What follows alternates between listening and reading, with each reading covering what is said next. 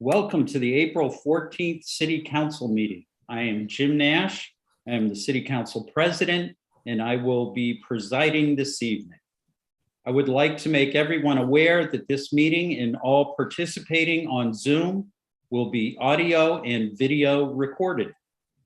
I now call the City Council to order. Pam, can you please call the roll call? Absolutely. Councillor Elkins.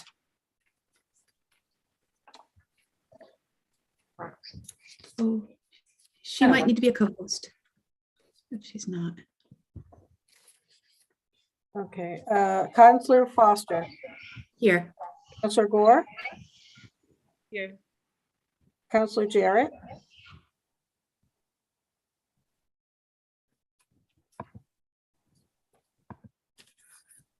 Can you not unmute? Oh, looks like Councilor Jarrett Okay, can't unmute. let's see here. Sorry about that. No worries.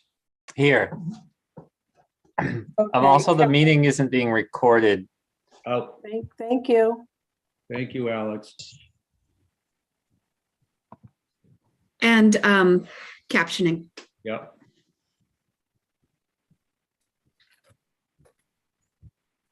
I'm sorry, Recording in progress. There we go. Got it. Okay, Councillor Labarge. Here. Councillor Maori. Here, Councillor Moulton. Here. Councillor Nash. Here. Councillor Perry. Here. And Councillor Elkins. here. Thank you. Okay, Councillor Foster, can you get the captioning going? Oh, I was just about to ask if you could. I don't know if as co-host if I can. Let's see. Maybe Pam can do it. Sorry.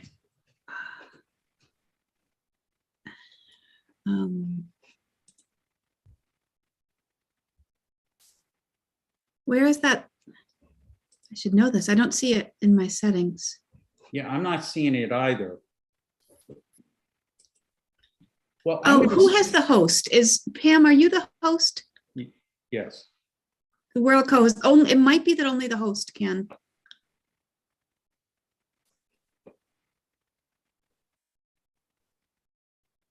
No. All right, well. Okay. I I'll keep think, looking.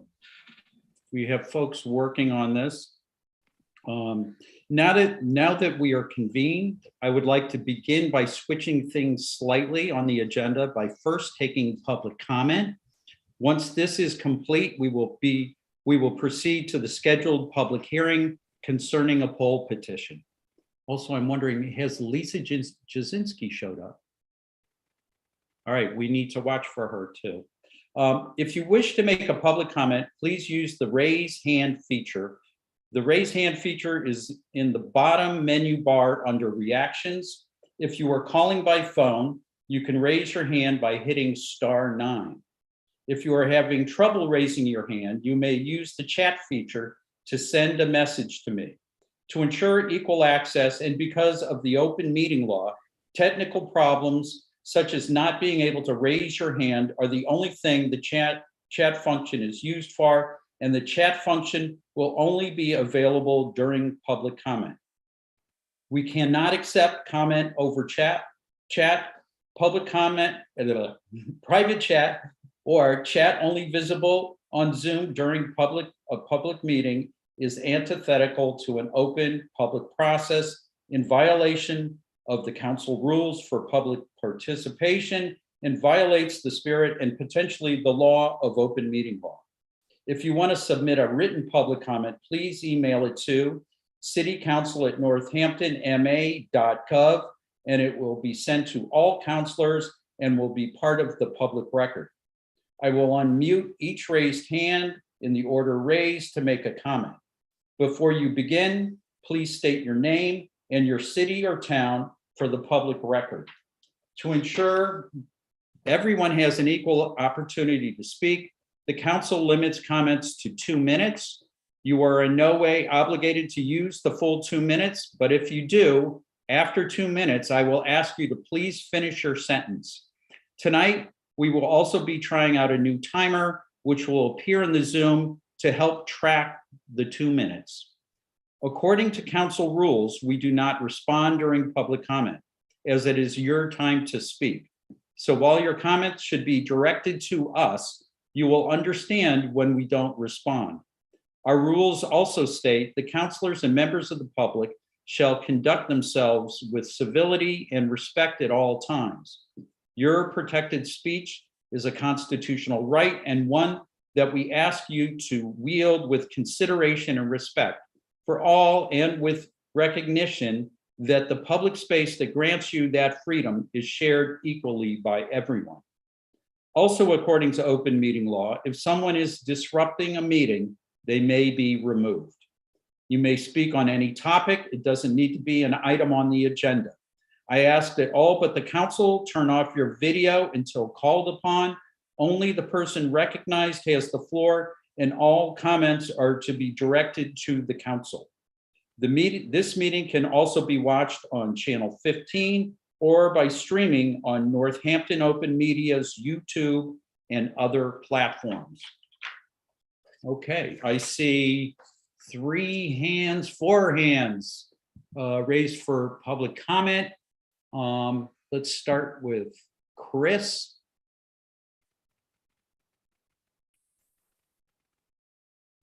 Chris, are you there? Hello, everybody. I have to say something and then I have a recording from another neighbor.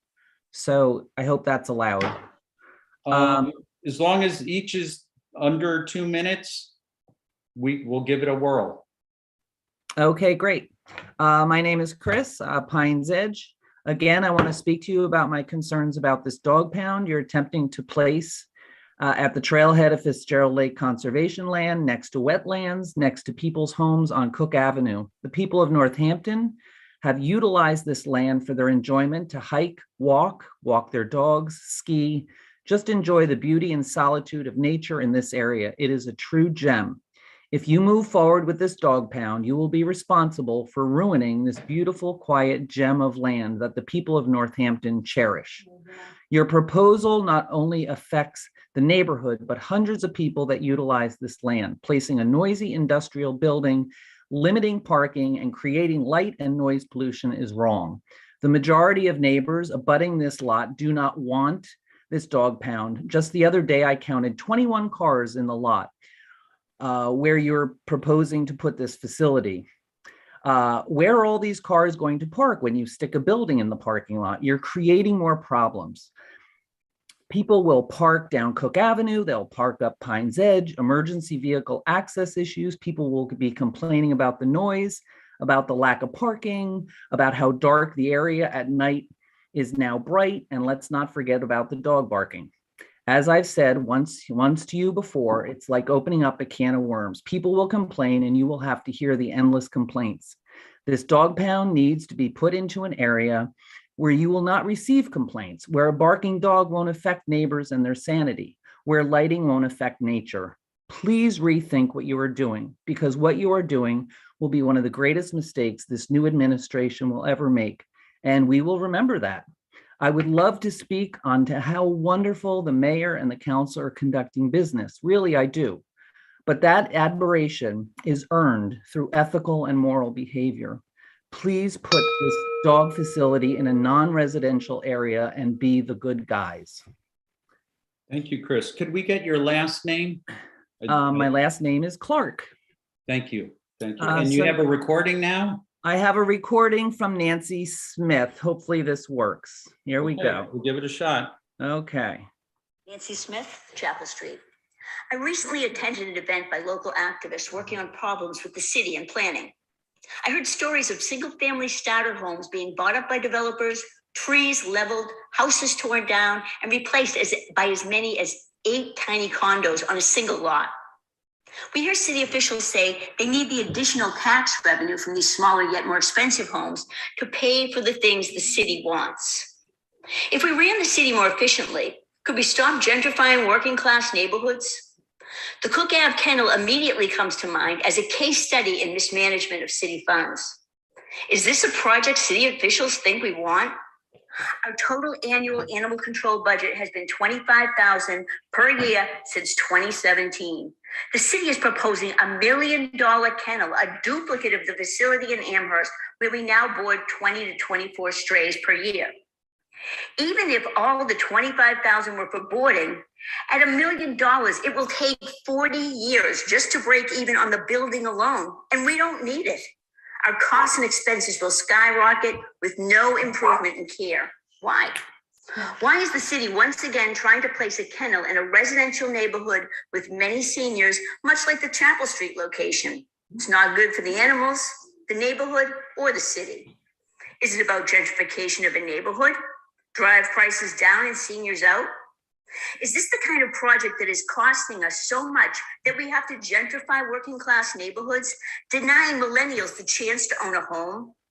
I am asking the mayor to please stop this irresponsible kennel project now, and the city council to pass meaningful ordinances to stop the ongoing destruction of working class homes. Is it Northampton better than this? Thank you. Thank you, Chris and Nancy. Okay, next up is Molly Cotman. Hold on. I'm not done yet. Hello. Hello. Hi. Welcome, Molly. Thank You have the floor. Good evening. Thank you. This is Molly Topman, also Pines Edge condo resident and owner. And I will just continue to reiterate what I've said in the past and what my fellow neighbors have said, that I'm asking the mayor to please reconsider the proposed dog facility at the former Moose Lodge building property. I think the bottom line is that objectively, this project is fiscally, environmentally, socially irresponsible. I really don't feel like the due diligence has been done. Everything I've seen, and I've said in the past that I feel like there's been attempts to put facts and figures up that attempt to appear that answers are being given, but they're really not. I feel like there's a lot more that could be done to evaluate this from a numbers perspective on many fronts. Someone who works in program planning and evaluation every day, all day, I would be asking a lot of questions if something like this came across my desk. So I'm just continuing to ask you to reconsider. And again, I'm not opposed to a dog facility, but I don't think it should be rushed, especially at the cost financially and environmentally. So thank you. Thank you, Molly. Okay, next is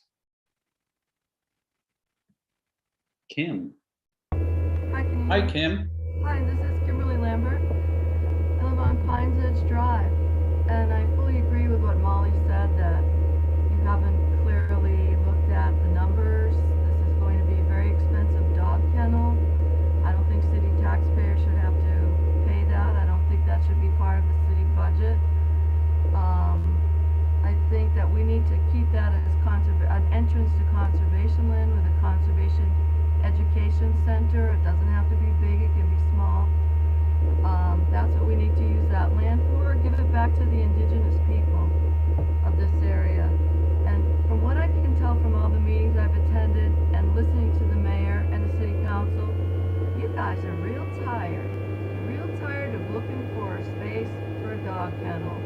And that's pretty much the reason why we're gonna end up with a dog kennel in our neighborhood. I don't know why you're tired, because most of you are new to the city council. The mayor is new. This should mean there should be a re-energized effort to look for a space not in a residential neighborhood for the dog kennel. Close to 50 neighbors signed a petition stating opposition to this location.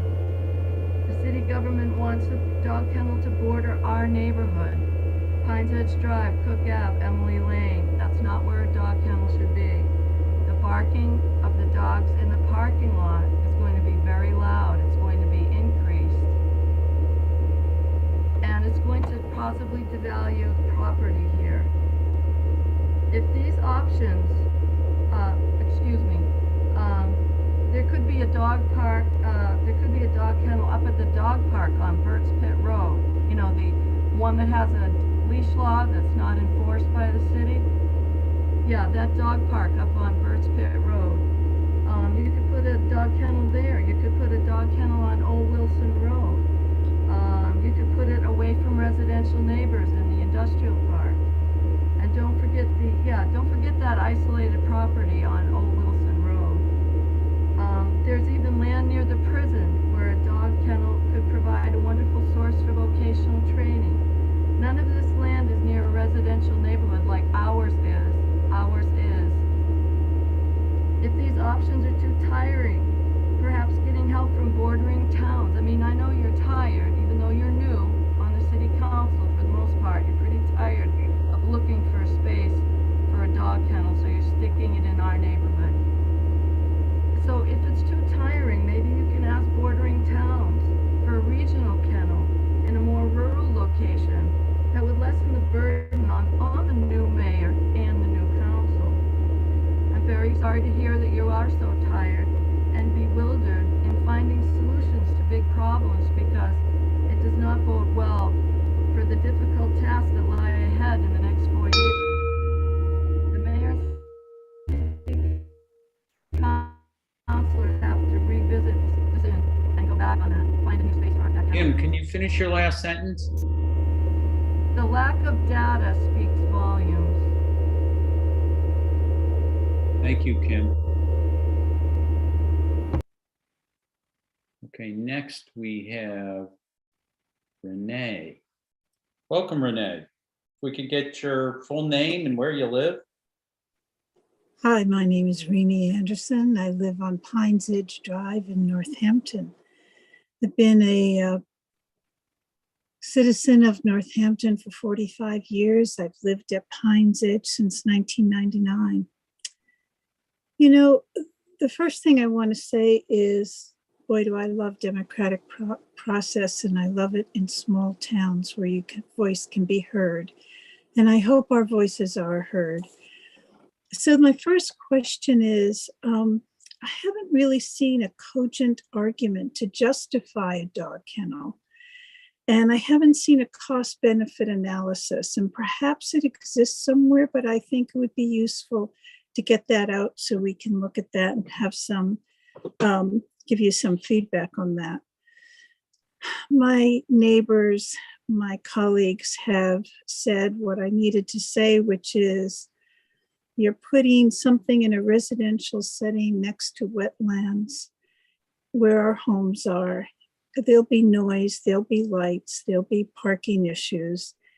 So I would really ask that you explore other options. Hearing Kimberly Lambert speak was wonderful. I mean, she's really explored other options. So I have a suggestion. I don't know if this is possible, but why don't we look at this together? Why don't a couple of city councilors and a few people who want to look at this dog kennel issue in more depth come together and then make a recommendation to the council? My concern is always when the people who are most impacted by decisions that are made are not really involved in the process of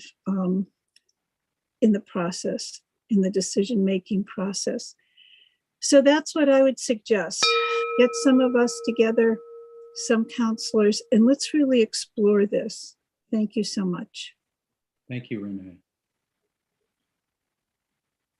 Okay, next up is Adrian.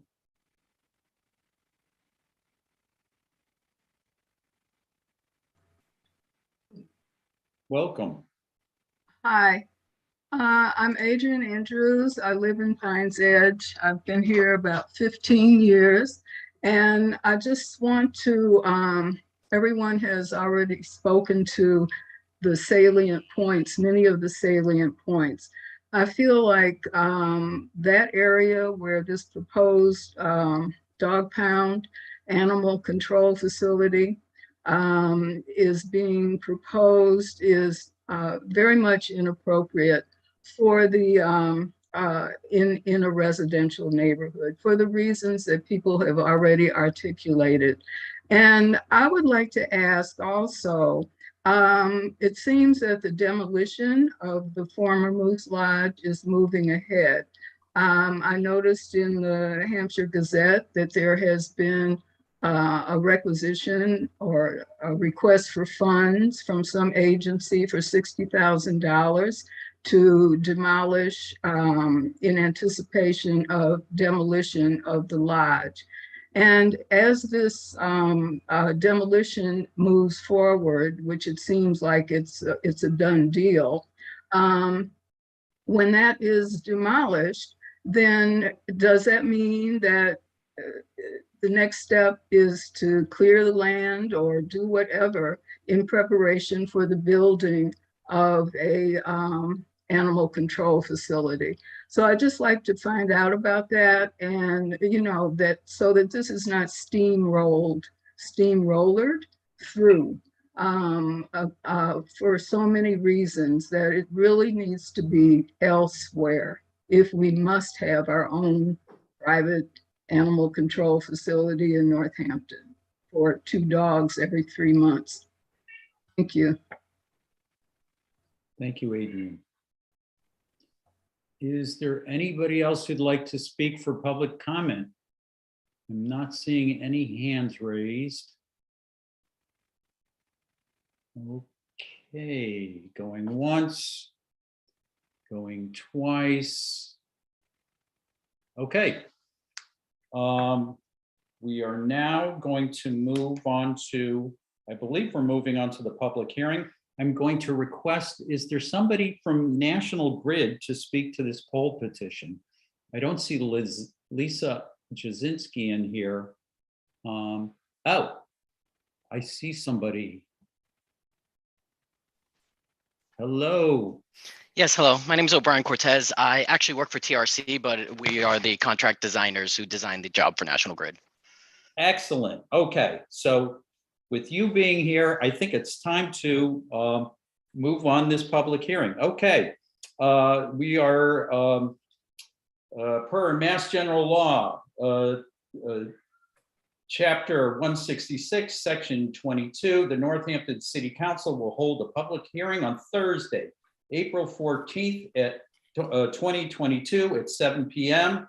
on National Grid's petition to install one singly owned pole on Ryan Road. Instructions for accessing the hearing are, I think everybody here knows how to get here. Could I get a motion to open the public hearing? Make a motion to open the public hearing. Motion made by Councilor Labarge and seconded by Councilor Gore. Is that right? Councilor Maori. Councilor Maori. Okay, cool. All right. I'm so in the habit of saying Laura, roll call. Pam, roll call. To open the public hearing.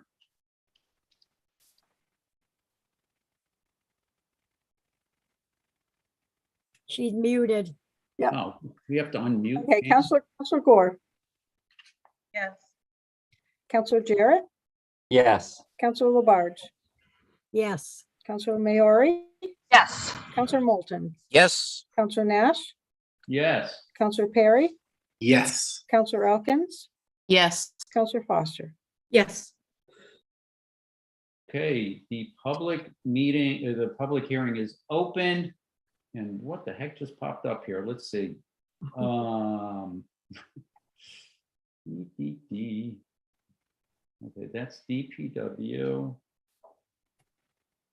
Okay, all right. O'Brien, would you like to speak to this this poll petition here? Yes, of course, my pleasure. So the poll petition is, as you stated, for a solo pole on Ryan Road in front of 541 Ryan Road. It is for the purpose to guide the The primary wire we have tapping over to pole 1 on Brookside Circle.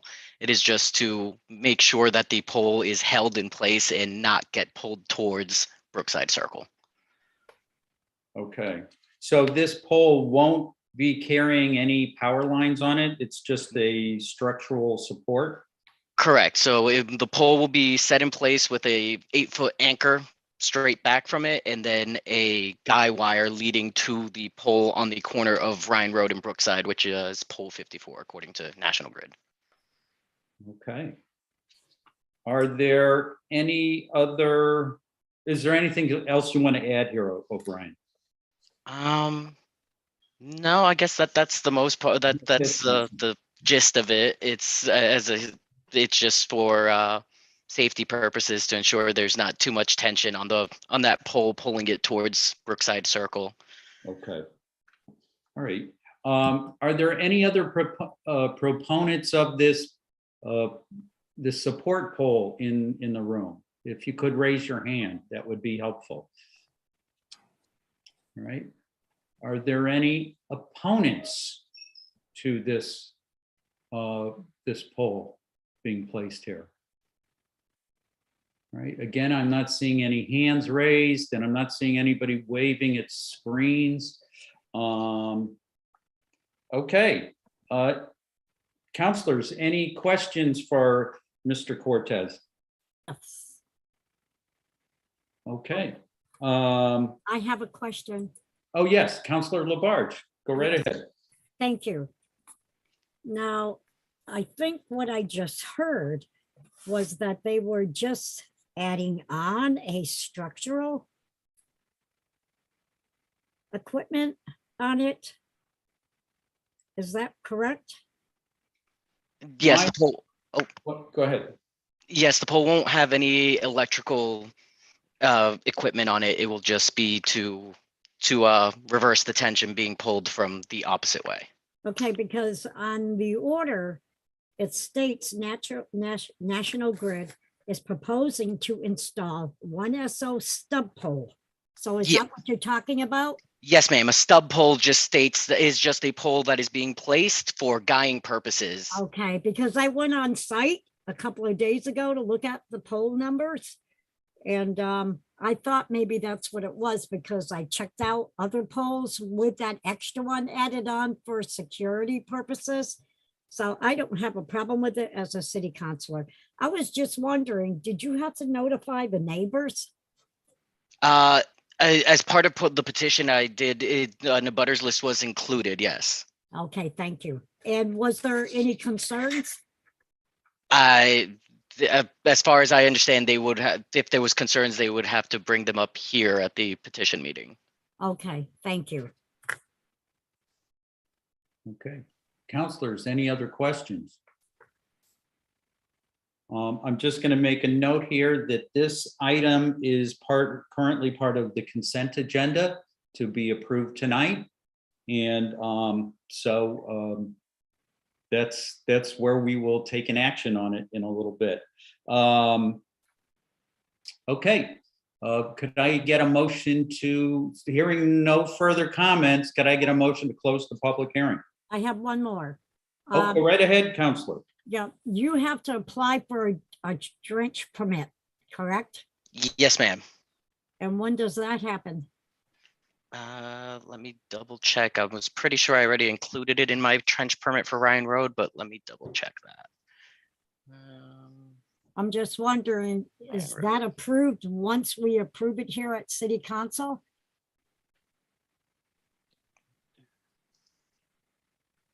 I do have that included in a trench permit that I have that's already been submitted to the DPW. Okay, thank you. Okay. One last chance for a question about the poll. All right, hearing none, I'll take a motion to close the public hearing. Make a motion to close the public hearing. Second. So a motion was made by Councilor Labarge. I think there was somebody in between. I don't know. I'm going to go with Council Labarge and I were talking at the same time. It's okay. Okay. Well, then let's go with Counselor Foster as the second. Okay, and all right, Pam, roll call, please. Counselor Jarrett, Yes. Counselor Labarge, Yes. Counselor Maori, Yes. Counselor Moulton, Yes. Counselor Nash, Yes. Counselor Perry, Yes. Counselor Elkins, Yes. Counselor Foster, Yes. Counselor Gore. Yes. Thank you.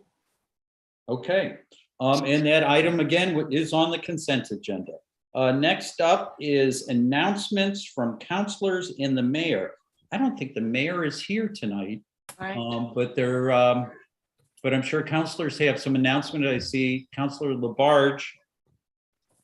Yeah, if I can find it. You ready to go? Go Yeah, right ahead. You have the floor, Counselor. Thank you. Pam, did you receive the letter that I talked with Rebecca today? Thank you. And Jim, you must have got it too, right, Counselor Nash? Yes. Yes. Okay. I just want to bring to everybody's attention and the counselors. I received it by mail, by stamp, from the Veterans Council of Northampton, and I do get them every year because of my husband serving the country and so forth. But anyways, the Veterans Council of Northampton, the subject is the Memorial Day Parade, May 30th, 2020. They are hoping that our 154th Memorial Day Parade in Florence will be as popular and successful as we revert to our usual community parade on Memorial Day. We earnestly look forward to your continued effort in helping make this event an outpouring of respect from the greater Florence community on this day of remembrance. And I do know now, Pam, our city clerk and our council president, Jim Nash, they do, and they have received this from Rebecca's office. And I just wanted to let you know, Councilor Nash, I definitely will be in that memorial service. And also I talked with Jamila Gore and she would love to march in that also. Excellent. Excellent. Okay, and I have one. Oh, No, go ahead. Go ahead, Thank you. Counselor Labarge. thank You you. still have the floor. Okay, this is a thank you. This message is going out to everyone who volunteered at the April 9th day of service tree planting on Greenleaf Drive in Northampton in Ward 6. Everyone was so enthusiastic despite the rain at the outset. And the representatives of the city and Tree Northampton were very complimentary about everyone pitching in and planting all of the trees. And we planted over 15 trees. We worked as a team and it was fun. And I have to say, Richard Pasoletti, our tree warden, did a presentation. It was excellent, an excellent presentation. And I always thought, because I have so many trees, we had 1,000 Christmas trees once. I knew how to plant them, but I learned something that was very, very, something that you wouldn't forget about the right way of planting a tree with its roots and so forth. But anyways, I want to say thanks again, and we'll see some of you again the morning of April 16th at Jackson Street School and Ryan Road School. And hopefully it will be a good day. And I have to say, even with the rain on April 9th, it stopped. And yeah, we got a little bit of wet, but it was fine. We had coffee and we had donuts and water. And hopefully we're going to have enough of volunteers. And I know at Ryan Road, we do have them in Jackson Street. We're all set with that too.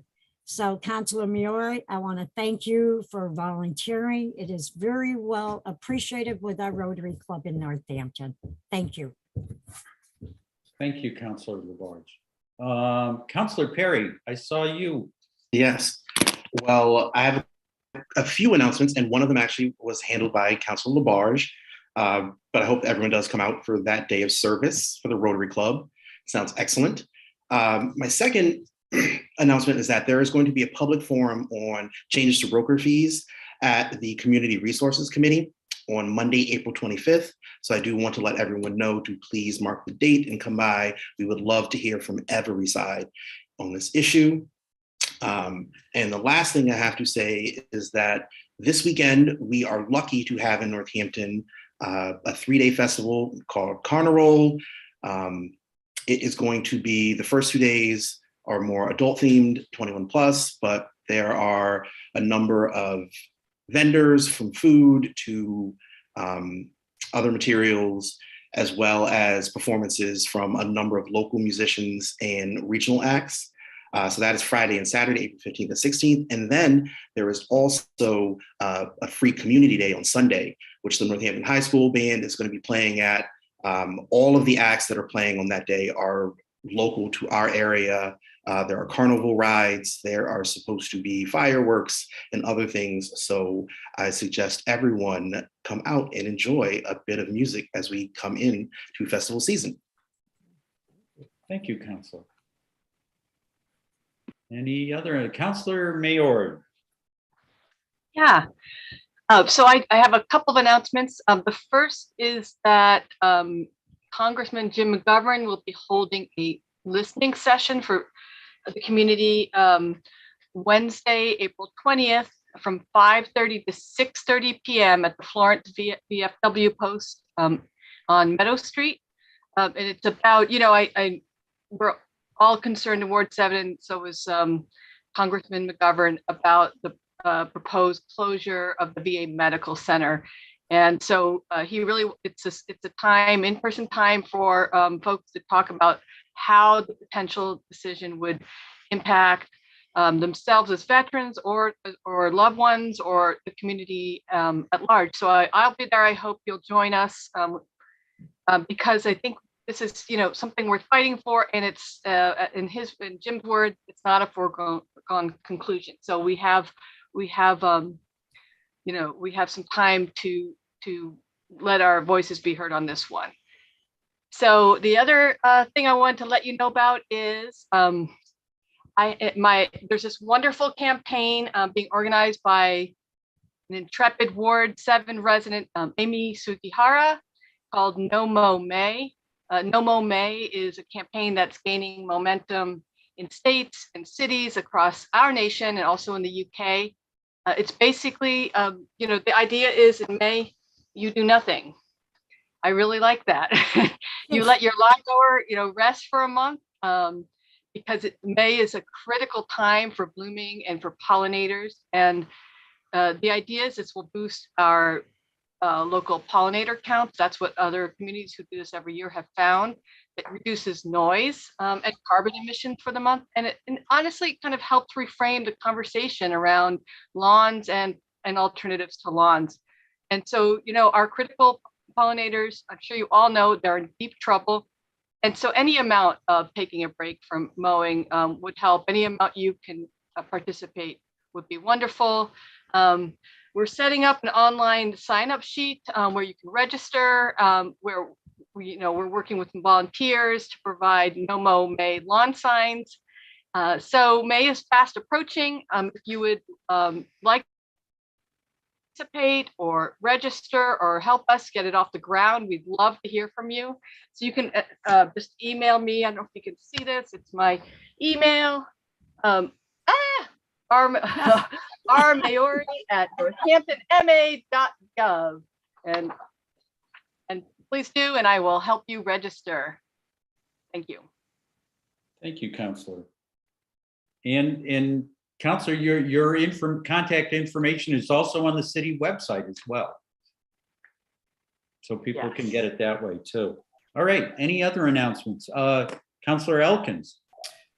Yes, hi. I just wanted to give a shout out to NEF, and who had last night a very successful event with the Trivia Bee, which was an online event, a Zoom event that replaced the annual spelling bee. I don't know if their plans going forward is to go back to the spelling bee, but having now been 2+ years into the new Zoom era, I've been to a few of these various fundraisers and events, and I thought it was incredibly successful and well put together, and they did a great job. So I just wanted to commend the board of NEF and all the organizers who put that together.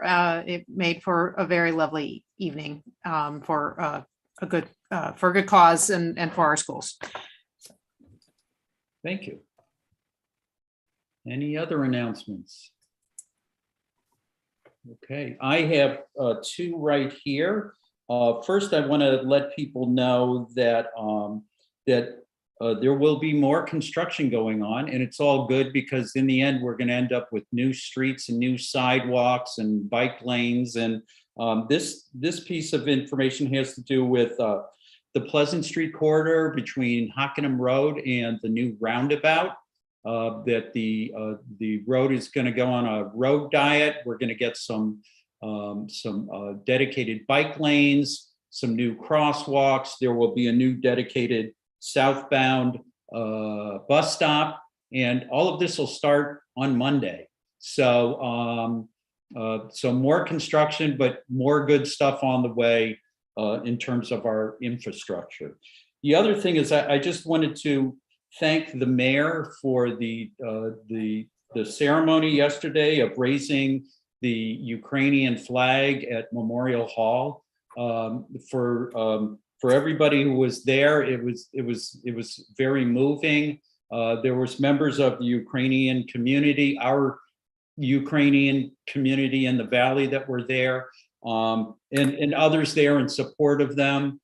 That there was a moment where the flag was going up and people broke into the Ukrainian national anthem, and it was very touching, and I think it set the appropriate tone for us here in Northampton as a way we can show our support. So as you drive by Memorial Hall, you can see the flag there, and so anyway, I want to thank the mayor for taking that step. So any further announcements? Okay, seeing none, we are now up to presentations, and this is great. This has been a long time coming. We have Robert Boldris with the Ranked Choice Voting Committee. We also have a number of other people in the room who we're going to want to recognize as well, who were part of that. But I'd first like to start with Bob. Bob, let's see if are you unmuted? Can you hear me?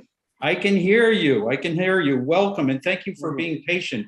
It's been a busy last month and a half, and we were trying to fit you into a meeting where we could feature you, and I'm hoping we're able to do that tonight. So welcome, and I see there's other members of your committee in the room. Would you like to introduce them? The ones I've seen on the roster are Bill Dwight and Catherine Kay. Catherine Kay was the co-chair or the vice chair with me, and we all know Bill. I didn't see any other names real quick. I would say that the committee, which was formed last year by your predecessor, GL, included Catherine Kay, Mark Ventola, John Crowley, and Bill Dwight. It was a small but hardworking group. We got along very well. We put in a lot of work. There were times when I thought that perhaps we needed hip waders to make our way through the weeds. But this topic can get pretty deep pretty quick, and I hope not to do that tonight. But let me just say that patience has never really been my strong suit. Although I have learned over a considerable amount of time that we are really not in control of the pace of things. So having said that, it's our pleasure to present this to the council, as it is now the council's pleasure as to what to do with it. This is very much step one in what I describe as a 3-step process. We were impaneled last year to present a recommendation to the council as to how to implement ranked choice voting. That followed from the work of the Charter Review Committee, which I was a member of, and Councilor Moulton led that effort, and he's certainly welcome to chime in here at any moment, as are my committee members. But that was our charge, and we took that charge to mean a couple of things. One, we wanted to present a recommendation for an amendment to the charter that would be accepted. That would be accepted by the state. It has to go up to the state. It has to be reviewed by the elections department at the state, Department of Elections, and then the legislature has to bless it. So we wanted to provide something that would stand the greatest likelihood of being successfully received by the state. And secondly, we took our charge. Here's where the patience part comes in, and that is, we took our charge to get you something that could be implemented sooner rather than later.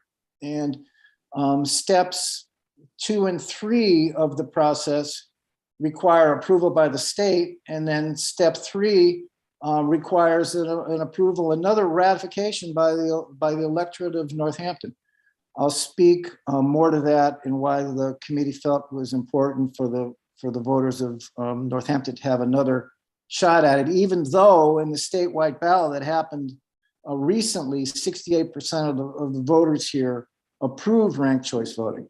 And during testimony at the Charter Review, the testimony was overwhelmingly supportive. So, but we felt, for reasons I'll discuss in just a second, why it was important to give them another chance to affirm the use of ranked choice voting, which is a significant move for Northampton, and so there.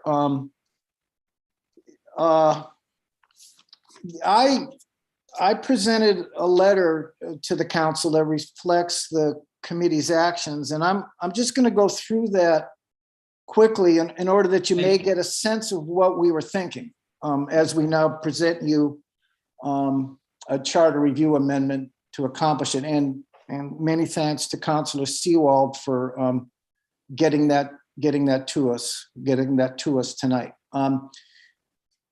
So thank you, Pam, for putting that on the screen. Let me just go through quickly. I think I've covered most of this here. I wish to again thank Greg Dennis and Andy Anderson of Voter Choice MA, who has helped us throughout. They are the experts in this, and we have benefited greatly from their participation. So in our work, we established some guidelines, some criteria as to what we hoped to accomplish. And as we considered presenting you something that would ultimately be approved by the state and ratified by the electorate of Northampton, and then be successfully implemented thereafter, we had 5 working criteria, if you will, and they're listed there. Does what we propose to use comply with all state and applicable legal requirements, and can it meet Massachusetts certificate requirements? In order to do that, we took as our starting place the framework that was outlined in the most recent ballot initiative, thinking that if the state approved this framework for the ballot petition, they are likely to look favorably upon that which the city of Northampton would put forward for their charter amendment. And we feel that we've done that, and we are crossing everything we have in hopes that when the council, whatever the council chooses to send up there, will be favorably received. Number 2 is it adequate to reflect the electorate's preferences? That is a matter of understanding why ranked choice voting is such a compelling way to conduct an election. It has the opportunity in the expression of how people vote for candidates to give a much clearer and closer representation of what the voters are saying. We can talk a lot about that at any time you like, but as a criteria, ranked choice voting is an opportunity to give greater expression to electorate's preferences, and we wanted to give you a model that accomplishes that.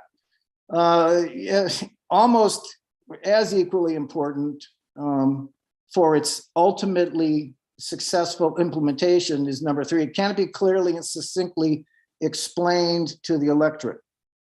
As I mentioned to you, this is math, and it's easy to get caught up in the weeds, but we believe what we have done is something that can be explained. I'll talk a little bit later on as to what the requirements to do that might be, but number 3 was an important criterion for us. And then number 4 relates more to post-implementation after elections. Would it enjoy the electorate's confidence in outcomes? We believe that what we have presented to you as a model for implementing ranked choice voting would do that. It would, in its outcomes, surprises will be minimized, we believe. And so criteria 4 really relates to, in its implementation, will the outcomes of the process be viewed as confidently by the electorate? And that was important to us. And finally, number 5, it's very important that the city clerk is comfortable with, we feel it's very important that the city clerk is comfortable with what we're recommending. She's the one who's going to have to administer it. She's the one that is going to have to give the results. She's the one who's going to have to stand by how the process worked. And it was very important to us that she be comfortable with what we did. She was not an official member of the committee, but she was with us every minute, and her participation, we couldn't have done it without Pam's participation. There is absolutely no question about that. And so criteria 5 was very important to us. As I mentioned there, you know, we took, with their blessing, we took a 1 through 4 from Amherst. Amherst sort of paved the way in some respects to us. We benefited from their work. We saw no reason to reinvent the wheel, and so we didn't. And we are going forward with a plan that's very similar to Amherst's, and I'll maybe say a little bit more about that in a little while. The rest of, you know, going forward, I'm going to talk just a little bit about what the framework does and how it works. If we can, you know, there's a number of different ways that ranked choice voting can be set up. There's, you know, 4 or 5 methodologies as to how the algorithm is applied once the voting is done. We have chosen the method that is probably the most used methodology. It's called the weighted inclusive Gregory method. We believe, after viewing outcomes of a 200 voter sample ballot that Mr. Silvestro of Dominion Software ran for us, we looked at the outcomes of the various methodologies using the software, and we believe that this particular method best meets our criteria. It may not be the easiest to explain because it has math in it, but it does, we believe, best represent the intentions of the electorate in their consensus, in the macro, if you will. The rest of these deal with how The various boxes are checked in the software. When a ballot is considered concluded, a concluded ballot is one where there's no candidate remaining on it who has a chance of being elected. That is a concluded ballot. We have established the software to work in such a way that all votes are counted, all votes are tallied, surplus votes are distributed as appropriate, and when mistakes are made by the electorate, they are handled with as little intervention by human hands as possible. And there are some things that can be done to the software to make those things happen seamlessly. We wish to accomplish a couple of things. We wish to minimize adjudication, which is the need to have intervention. You think of hanging chads. We are trying to avoid hanging chad situations, and we are trying as great as is possible to have election results be available as soon as possible on election night or early thereafter. So that's all that number two does. We can speak in much greater depth on that if you like. There was a question of when ranked choice voting is used. We determined, in order that it be accepted and used without confusion, that we have a single ballot. And so for that reason, we will use the methodology for both single seat races and the at-large races. That allows us to do a couple of things. It allows us to use a single ballot for our elections. We won't have to give two pieces of paper to people with different instructions. We will have one piece of paper with similar instructions for both. And more importantly, using ranked choice voting for all races eliminates the need to have preliminaries. That's one of the great virtues of ranked choice voting. You don't need to have preliminary elections. Money can be saved thereby, and it's a much more efficient way to go.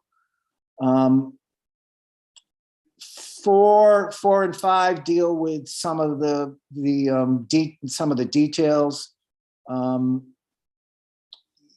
You know, we can at another time or later, we can describe how thresholds work. We can describe how surplus votes are transferred.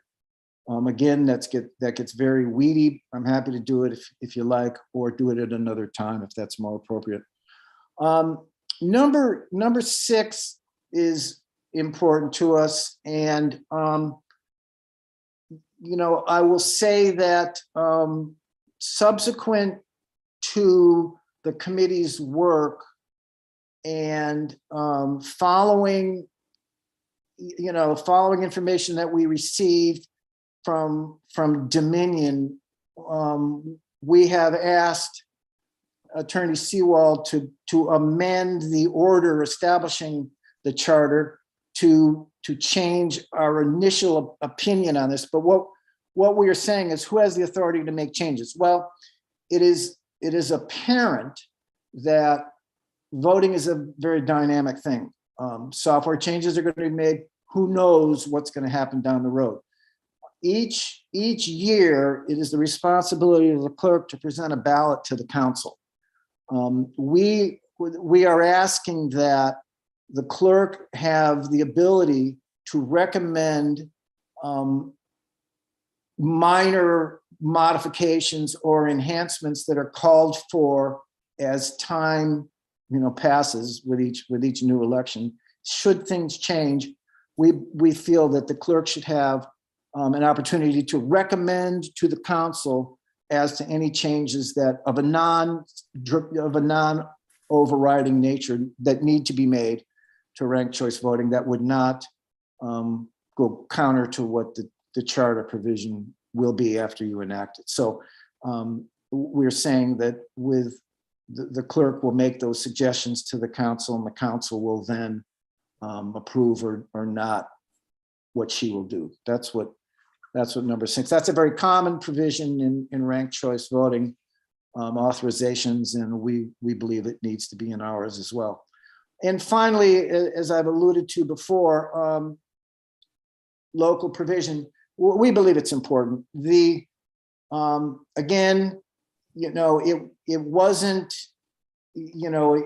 viewed as being a mandatory requirement of the home rule petition. But we viewed it to be essential and important, and we recommend that you give an opportunity to the electorate to affirm what they said in the statewide ballot, last year, and what they've said pretty conclusively up to now. So they approved it. By 68%, they approved it as a statewide ballot, and now we're saying, here's the one that we want to use for Northampton, or the council should say. We recommend that the council says, here's the one that we wish to use for our charter. Please bless it as well. So, so that's that. My last comment in the letter to you is that a lot of research was done into the use and application of ranked choice voting across America. And there's one consistent conclusion that is apparent, and that's successful implementation requires education.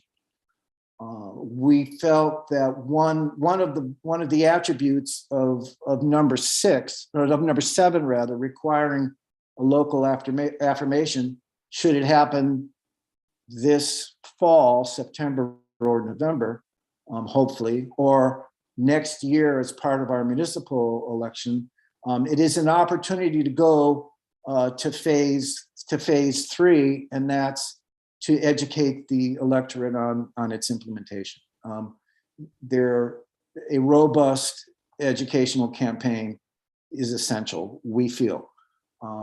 We would recommend professional help, meaning that digital assets and media is important. We would refer the council to the city of Minneapolis, who the committee felt did a superb job in their implementation and their education. And I would hope, and it may come to pass, if we're able to expedite the implementation, meaning that we can get it on the ballot this fall, get it through the legislature, get it through the Department of Elections, get it on a ballot this fall. If that is possible, we may have an opportunity to piggyback an education campaign with Amherst, because theirs is not yet implemented. And given that what we've recommended, if it's the council's pleasure and going forward with what we've recommended, is very similar to what Amherst intends to do, there may be some opportunities to co-educate, and that could be compelling. But that's in a nutshell how the committee attempted to address its charter. I hope that you look favorably upon our recommendations, and I know we're available to answer questions or to do in the future, hopefully, whatever it is you may ask us to do. Thank you. Thank you. That was a great presentation, and I really appreciate the very detailed letter. It reflects all of the work that the committee did, and this is pretty substantial. Counselors, do you have any questions? Counselor Moulton. Thank you.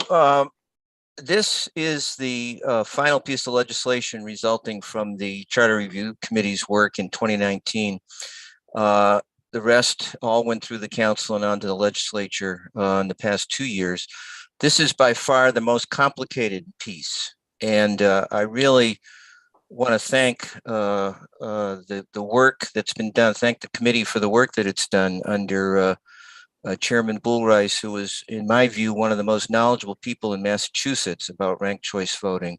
The Vice Chair, Kathy Kay, and members Bill Dwight, John Crowley, and Mark Ventla. It's been a lengthy process, 9 months, but I think that the committee was very smart in looking at where this has been used successfully elsewhere, modeling after that. And I hope that the legislature will take this up quickly. And I agree completely with the committee's recommendation that this will result in, we hope, more participation both by candidates and voters. And it will take a vigorous and robust educational process to prepare people to actually use it. But thanks very, very much to the committee for concluding the work of the Charter Review Committee. Thank you, Councilor. Councilor Maori.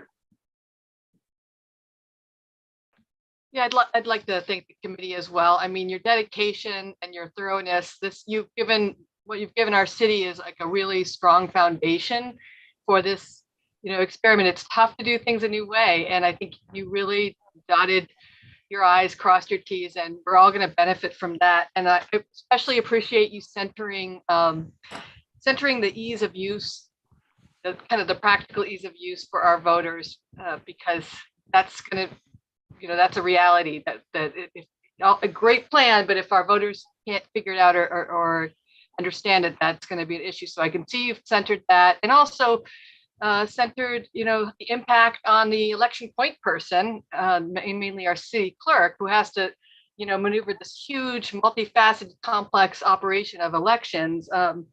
So I think this is, I think ranked choice voting would greatly benefit Northampton, and I think it will allow, more precisely reflect the wishes of our voters, which to me sounds more democratic, and also,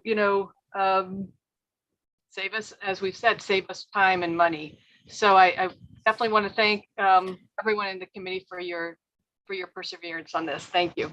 It's a long process, I know. Former Councilor Dwight. Okay. And then Councilor Labarge. Thank you.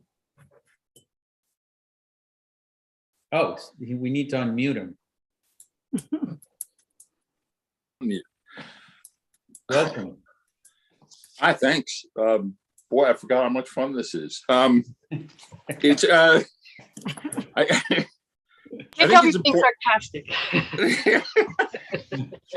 I've been re-traumatized, but I think it's important to emphasize, particularly for folks who don't, they've heard the terms ranked choice voting, have no idea why all the fuss of what we're doing and why will we change what already exists. And I think it's important to point out that it's been demonstrated time and time again, the strengths that ranked choice voting provide are expanded opportunity for candidates to participate and get it and run. Also, it discourages the rather cynical manipulation. It doesn't stop it, but it's the cynical manipulation of money in campaigns. It also promotes a diverse body when you're talking about, say, a group like city council or a school committee. So those were all the benefits. That's why actually this was originally introduced and discussed. It was, and as Councilor Moulton had said, that this, during the course of the charter review, this segment was devoted. Actually, I didn't hear any opposition to ranked choice voting during the course of testimony. We've seen it's been implemented by East Hampton, partial version of it, not as comprehensive as the one that we're proposing here. But the fact is, it's being done, it has been done, and the values that have been promised have been realized. So that's why it was introduced here. That's why we're discussing it here. And then hopefully, once it jumps through the various hoops that Chair Bullrice had described, which I'm confident they will.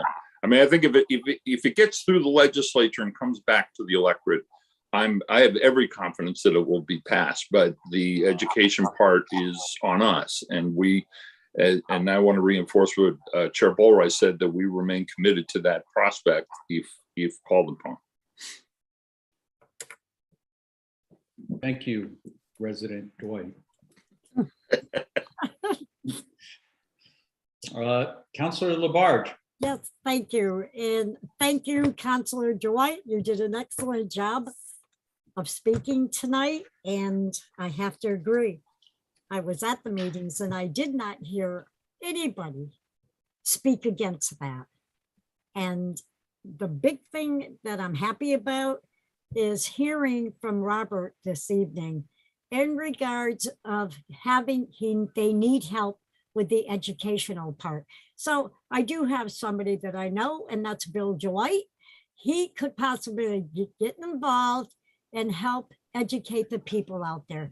That is one thing. I'm sorry, Bill, but this is one issue that I'm very concerned about, because I am hearing people saying, oh no, they don't want to be part of that. It's too much. So Bill, we have a new job for you, and I know you can do it.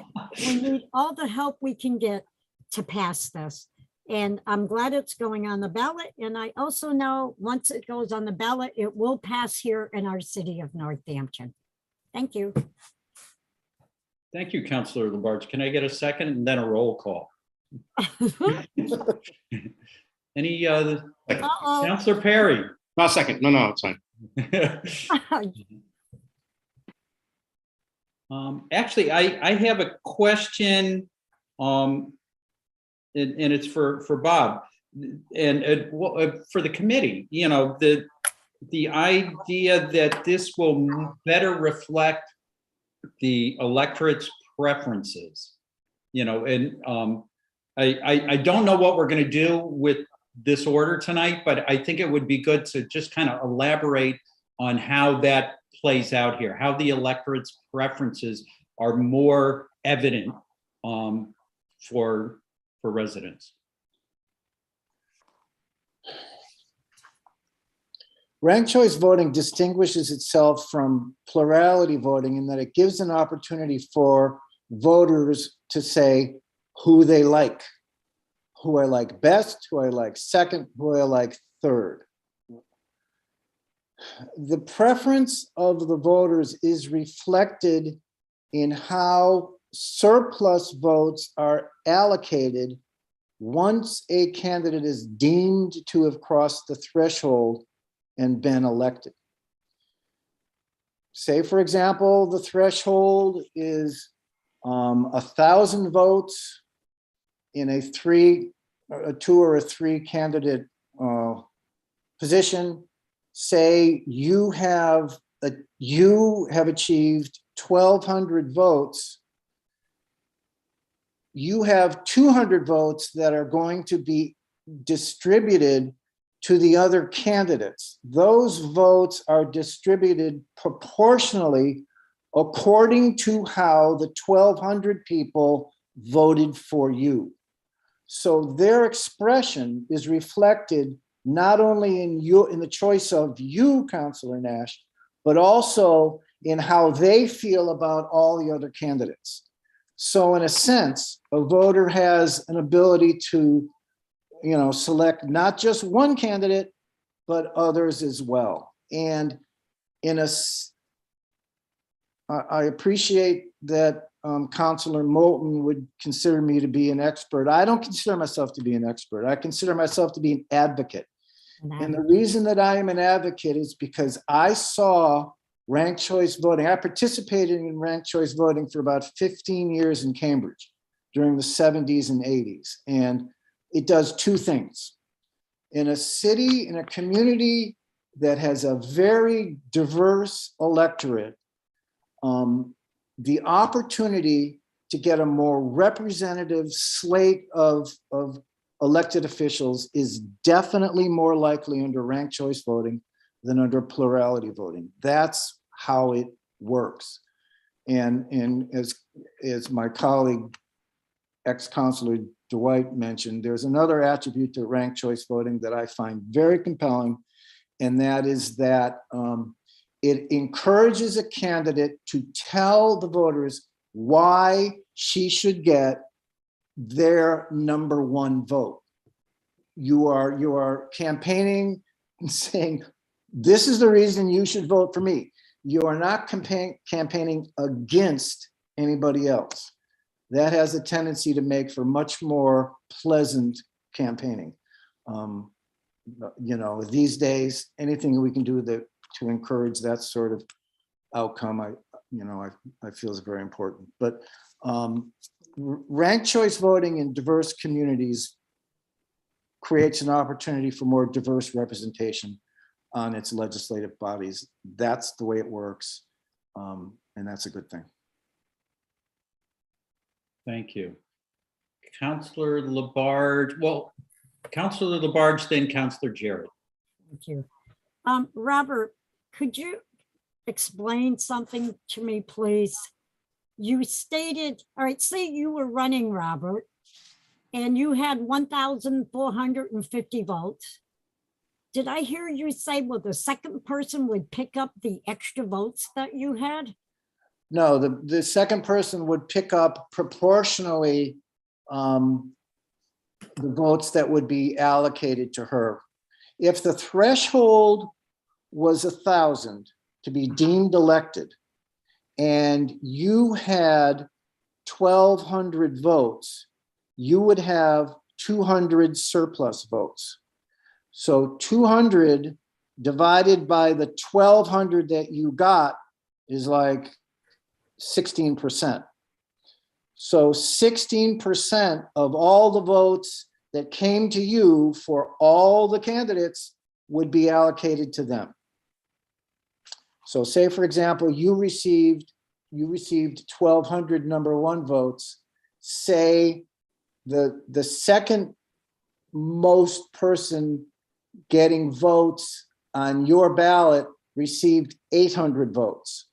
So in the allocation of surplus votes, 800 times 16% would be allocated to candidate B. That in a nutshell is how the allocation of surplus votes works. And it goes all the way down all the candidates that your 1,200 voters voted for as they voted for you number one. That is how the intentions of the electorate are most accurately represented in ranked choice voting. Okay. All right. I'm glad there's going to be an educational process. You know, I worked for quite a little while to try to come up with that description, Counselor. I don't know whether it worked, but that's how the math goes.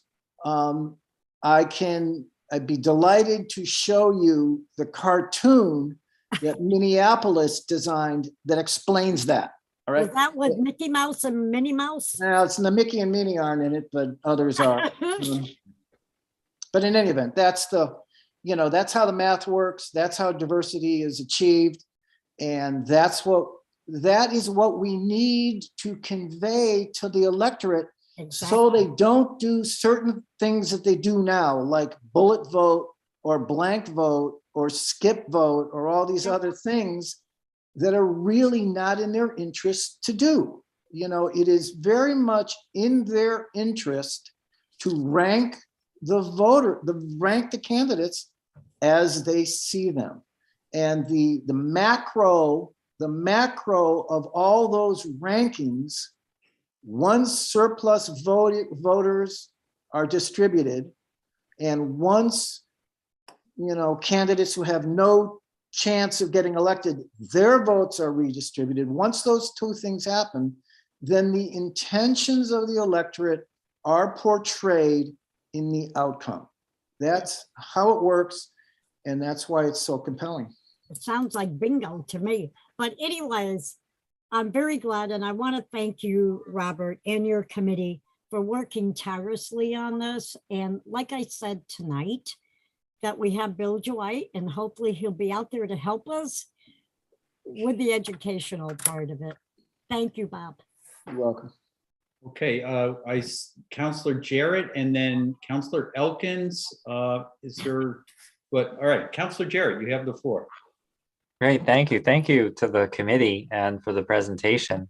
My question was partially answered by your response to Councilor Labarge in that an example and a cartoon sounds great, but an example that illustrates the language that we're seeing in the order here, because I got through the single seat election and understood how that works, but once we got to the multi-seat elections, it's quite complicated. And so yeah, an example of showing here are some sample ballots, and then here's how we process them, would be helpful. That doesn't have to be tonight, but perhaps at the next meeting, or if we refer this to committee, or even just a video that comprehensively explains it would be very helpful. Well, thank you. May I speak? As I said, we benefited greatly from Dominion software in Mr. Silvestro. They are the firm that provide the equipment that we already use, and that is also a benefit for us. He ran 200 vote sample ballots under the various methodologies. Should you choose to send this somewhere for further deliberation, we can go over that with you. Okay, Counselor Elkins.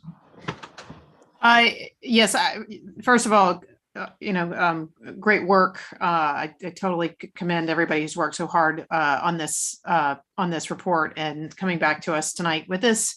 And I was actually just going to echo what Councilor Jarrett said, which is I would like some pictures, please, and a little bit more.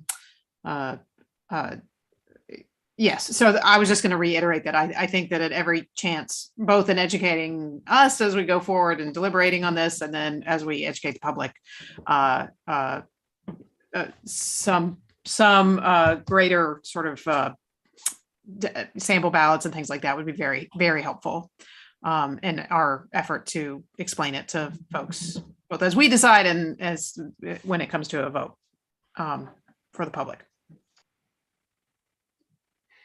I think I saw Counselor Maori. Yeah, I just had a brief comment that when we were first talking about this, a couple of years ago, my kids and I did ranked choice voting for dinner. We had 3 choices for dinner. It got wild, but it was actually that I felt like it was that time that for some reason I had an aha moment. It was pizza, spoiler alert, pizza, but setting it up, having 3, I think, or maybe there were 4 choices. I do think visuals are helpful. Yes, and food probably as well. Counselor Gore. I want to thank the committee for all the work they've done, and thanks to Robert for the presentation. I just had a question about how you plan to go about educating the voters about ranked choice voting. I don't have a plan at all.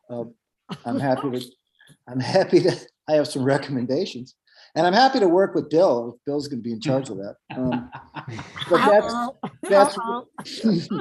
that's really the council's, that's the council's to determine. And whatever, again, we can point to successful implementations, we can point to successful education campaigns. How the council chooses to go about it is their responsibility. Okay, I see Catherine Kay's hand raised, and Catherine, I was going to ask if you wanted to share something. You have the floor. Well, thank you. I just wanted to note, there's, as Bob said, the Minneapolis Minneapolis City, when they went to ranked choice voting, did an amazing job of voter education that is, I'm sure, why it is successful in Minneapolis. There's I just called it up. There's a 1-minute video on ranked choice voting showing using favorite color. And I could show it now if you wanted me to share my screen, or you could just Google ranked choice voting Minneapolis video or something, Minneapolis ranked choice voting video, and it'll be one of the selections and you can watch it. And there's some other material that I'm sure you'll find that way. But so it's, again, Bob said this before, but I just wanted to reiterate that some of the Minneapolis work is really well done. Catherine, have you seen this video? Is it good? It's really only 1 minute? Yes, yeah, it is. You have my permission to share it. Let's do it. Okay. I think because there's everybody's kind of questioning the math here, and color theory will help out. Okay, all right. Let's see.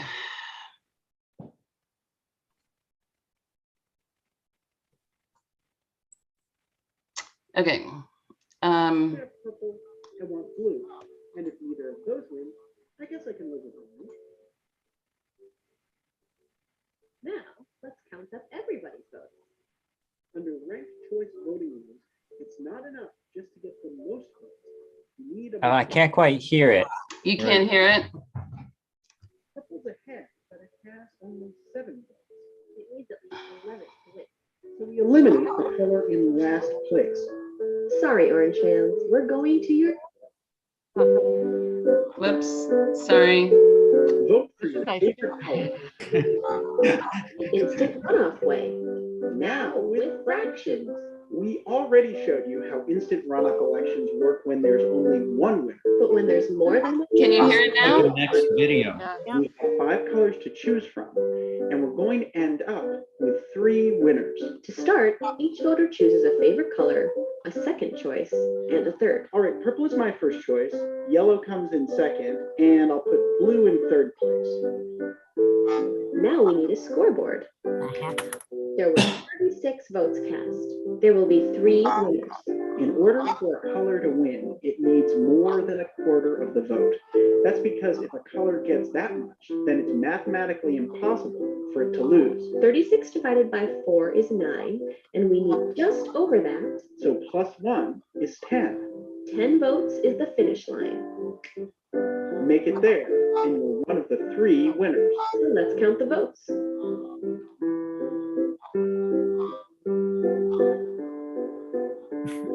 No one's reached the finish line yet. That means it's time for round 2.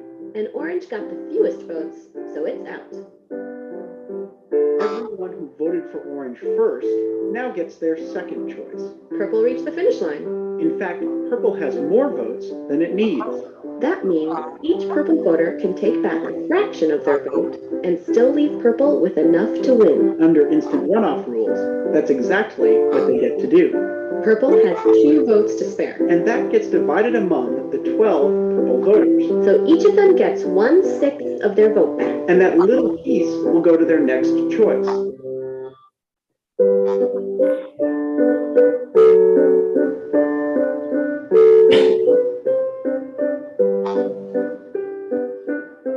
Now blue has reached the finish line. No votes to spare. So no more fractions. Green is in last place. You know the drill. Most of these votes are for colors that have already won or are already out. We call those ballots exhausted. Yellow didn't quite make it to the finish line, but there's no one else left. So we have our 3 winners.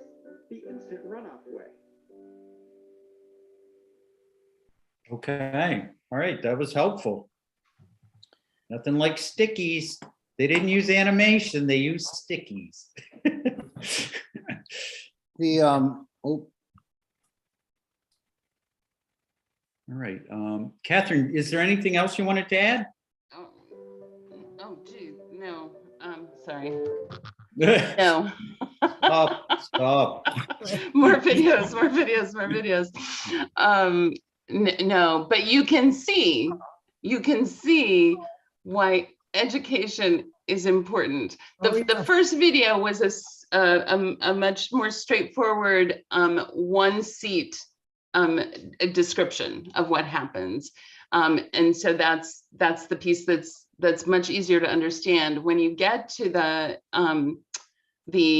multi-seat elections, as you said, Councillor Jarrett, it becomes more complicated. Not impossible, but more complicated. So I think to ensure voter confidence in the outcome and to encourage voter participation, the education piece is the most important thing we can do. Mm-hmm. Okay. I see, Gwen, you have your hand raised, but this isn't a public hearing. And so I'm not going to open the floor to questions. Councillor Foster, I'm sorry about that, Gwen, but this may go to committee and you'll have a chance to ask questions there. Councillor Foster. Yeah, I'll be brief. I just wanted to thank the committee for the detailed report and taking this on. I'll echo what Councillor Moulton said during the charter review process. There was very broad support for ranked choice voting. And then as I started to understand all the intricacies of it, realized that there was a lot to dig into. And I am grateful to you all for digging into it. Look forward to exploring this and echoing, of course, the need for education. But I think Northampton voters would be ready for this. Okay. All right. Apparently we got Zoom bombed. I missed it. All right. Any other questions for this terrific committee? Okay. So with this presentation in mind, and that we have an order later in the agenda, I would like to call that up to the next on the agenda for us to talk about that. And also, since we have Attorney Seawald here, so if we have any questions about what needs to be addressed with this order. So we have, let's see, it's item 22.072, an order for special legislation relative to ranked choice voting in the city of Northampton. Let me see. Where the heck is that? There we go. It's coming up here. All right.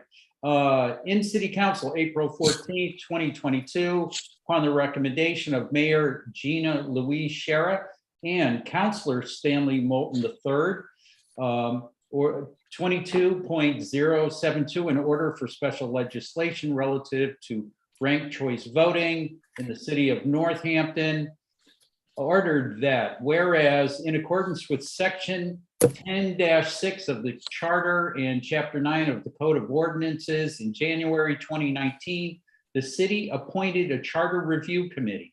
And whereas on December 12th, 2019, the charter review committee filed its final report with the city clerk. Whereas the Charter Review Committee made recommendations for certain changes to the city charter, among them the adoption of ranked choice voting in municipal elections.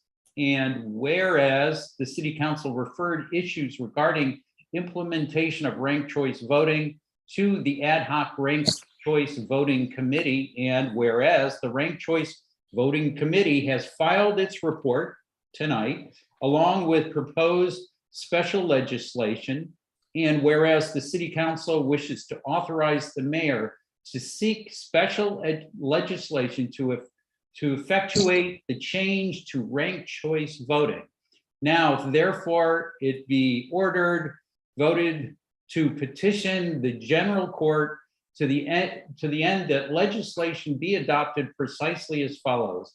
The general court may make clerical or editorial changes of form only to the bill unless the mayor approves amendments to the bill before enactment by the general court. The mayor is hereby authorized to approve amendments which shall be within the scope of the general public objectives of this petition. Then there's a lot of lot more to go here. And so I'm going to stop reading things there because it gets into the technical language. Counselors, reviewing the council rules, I'm thinking that legislative matters, if they would like a shot at taking this on, I think that that is a logical place to go. We can entertain referrals from other committees to refer to other committees as well. Councillor Moulton. Yes, I move that we refer this to legislative matters to give the members of the public an opportunity to hear more and to express their opinions, ask questions, and so forth. Okay. I think I'd like to check in with the chair of legislative matters to. A second. Councillor Jarrett is seconding that, so I think he approves of that idea. Councillor Foster. I'll have to take a look at this in city services as well for another opportunity for public, but also discussion with the city clerk about the mechanics of what that would look like. Okay. So a referral to city services. Councillor Moulton, would you? Yes. Okay. I do. So I'll second that. Okay. Friendly amendment. The friendly amendment. Councillor Jarrett. Would Councillor Foster, are you thinking a separate meeting, or would you want to try to do a joint meeting dedicated to this topic? We can discuss this outside of the meeting as well, but just would love to hear your thoughts on that. Let's discuss. I was originally thinking another opportunity for people to get questions answered and weigh in, but a joint meeting is certainly a good consideration. So let's talk. Excellent. I love counselors talking. Okay. The one thing I would like everybody, the folks to consider is that as the president, I would like us, our target date is our second meeting in May to have this back at council. So as it goes out to committee, just keep that in mind. So, okay, so we have a motion on the floor to refer this to both legislative matters and to city services. Any further discussion on this referral? I do see that Clerk Powers would like to speak. Oh yeah, go ahead. Councillor Nash, I'm just wondering if the council would entertain the opportunity to send it to the Board of Registrars. Just thank you. Oversees elections for the city. That would have to come from a motion from one of the councilors, but considering. Would Councillor Moulton accept that as an amendment? Yes. Yes. And this I'll friendly second that. second. I'll second, yep. Thank you.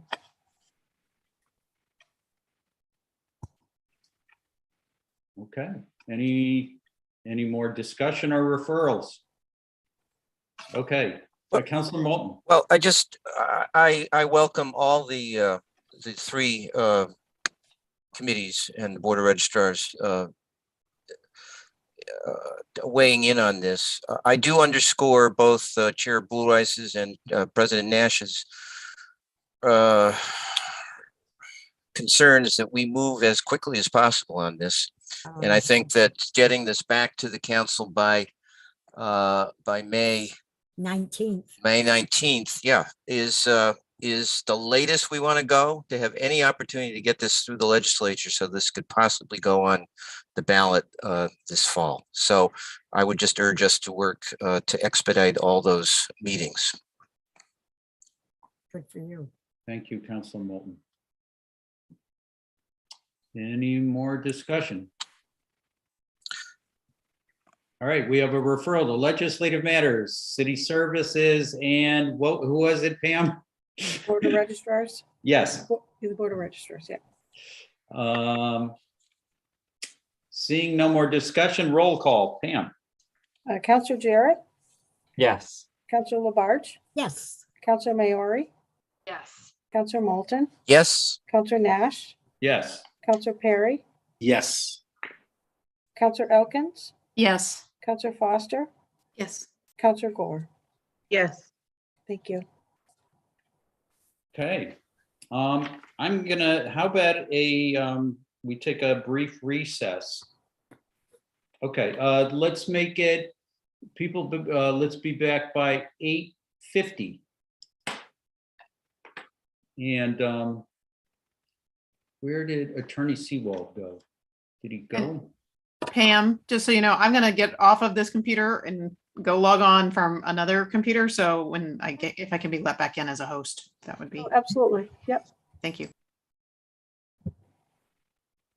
Okay. Well, I think he's gone because we finished the work. That's the thing I wanted to check in with him on. What about By the having report? the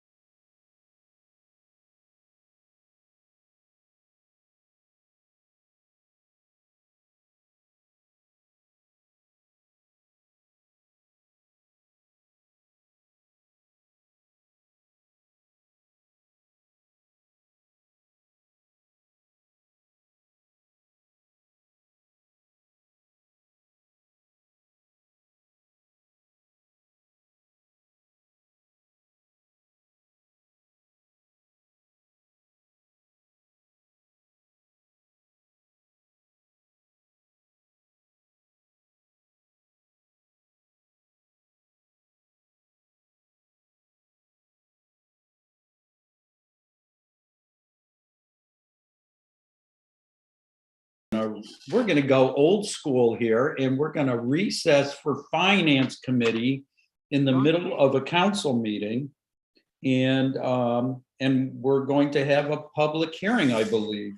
And with that, do we need a motion, Pam? I don't even know how to do this. We just say we're recessing for finance, and then Councilor Maori hops in? I think given the fact that, have we ever done this via Zoom before? We should probably take a vote. Okay, all right. So I'd like to entertain a motion that we recess for finance. So moved. Okay, Councilor Moulton. Second. Seconded by Councilor Jarrett. Okay, we have a motion on the floor to recess for finance. Any discussion? Seeing no hands raised. Okay, Pam, could you take the roll call? Sure. Councilor Labarge? Here. Councilor Maori? Here? No, I think we're saying I think yes, we're right? we're We're doing We've got a Okay, then motion we'll and have to open up. It'll be a yes. Yes. Yes, or a and then no, we'll. Yes. or an Okay. abstain. You can Thank abstain. Councilor Moulton? Yes. Okay, thank you. Councilor Nash? Yes.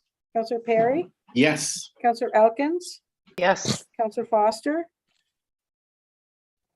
Councilor Gore? Yes. I And said Councilor Jarrett? yes.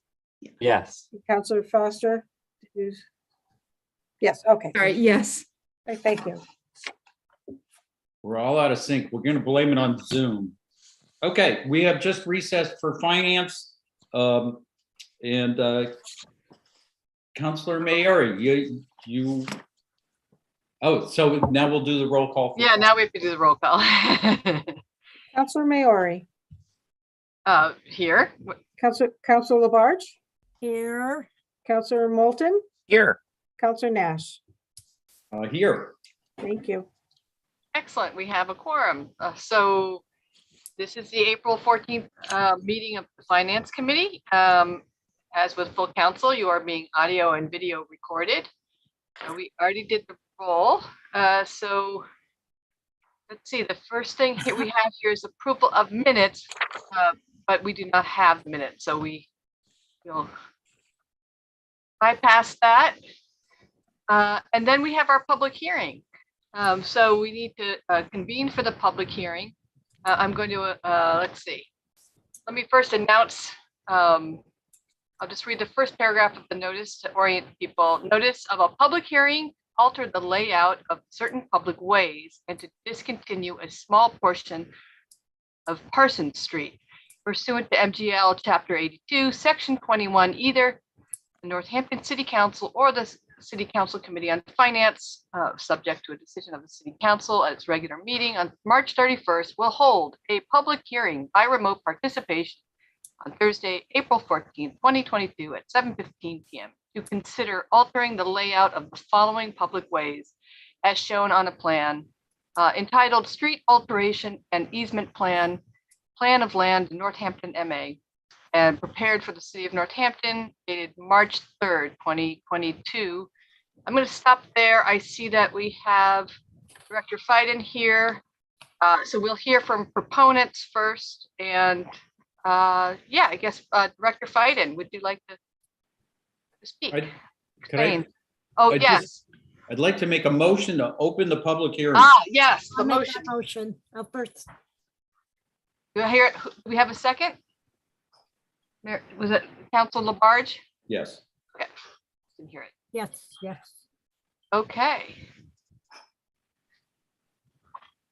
Excellent. So I believe we need a roll call then. Yes. Thanks.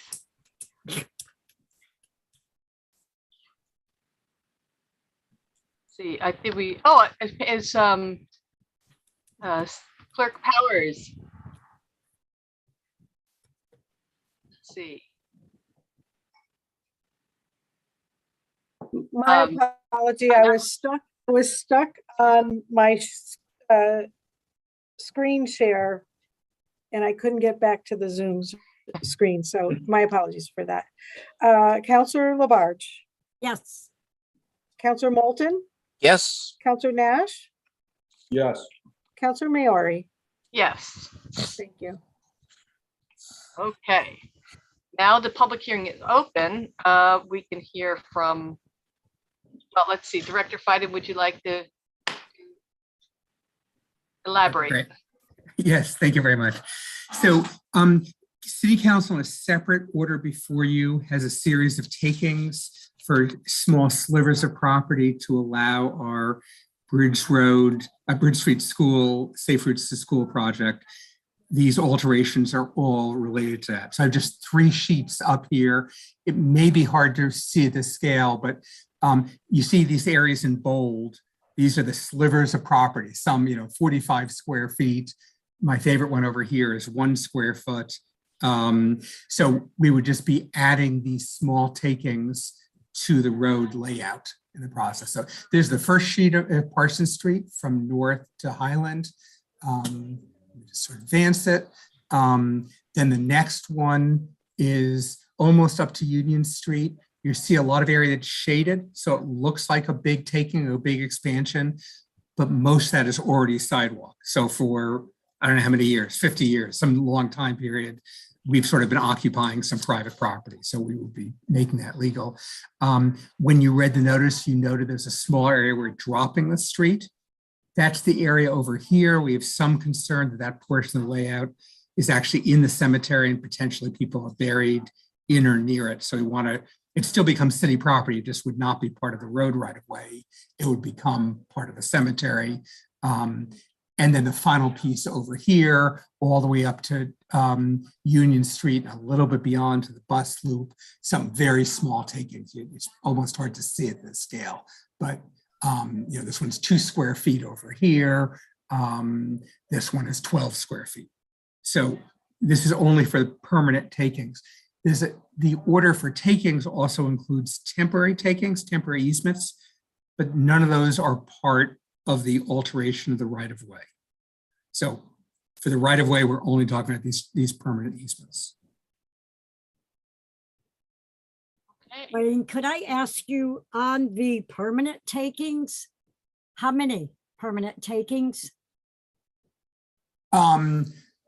I could go to that page, Counselor. It's in the order itself. So I just need to scroll down. I can put the screen back up, Sharon. Just give me 1 quick second to get there.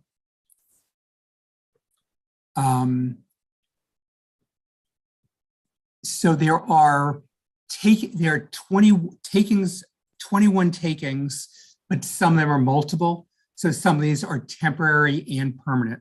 So roughly 30, but I'd have to add them all up. So there is a list in your package. I just haven't added them all up collectively.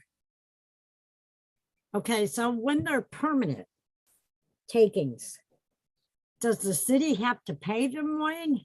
We do have to pay. So the total cost is we have to pay for the temporary ones as well. So the total cost of all these takings is $44,000. Property owners have the rights to get that. We hired both an appraiser and a review appraiser. It was totally hands-off, so we had no influence on the value. And that's what they came up using commonly accepted appraisal. Okay. Thank you.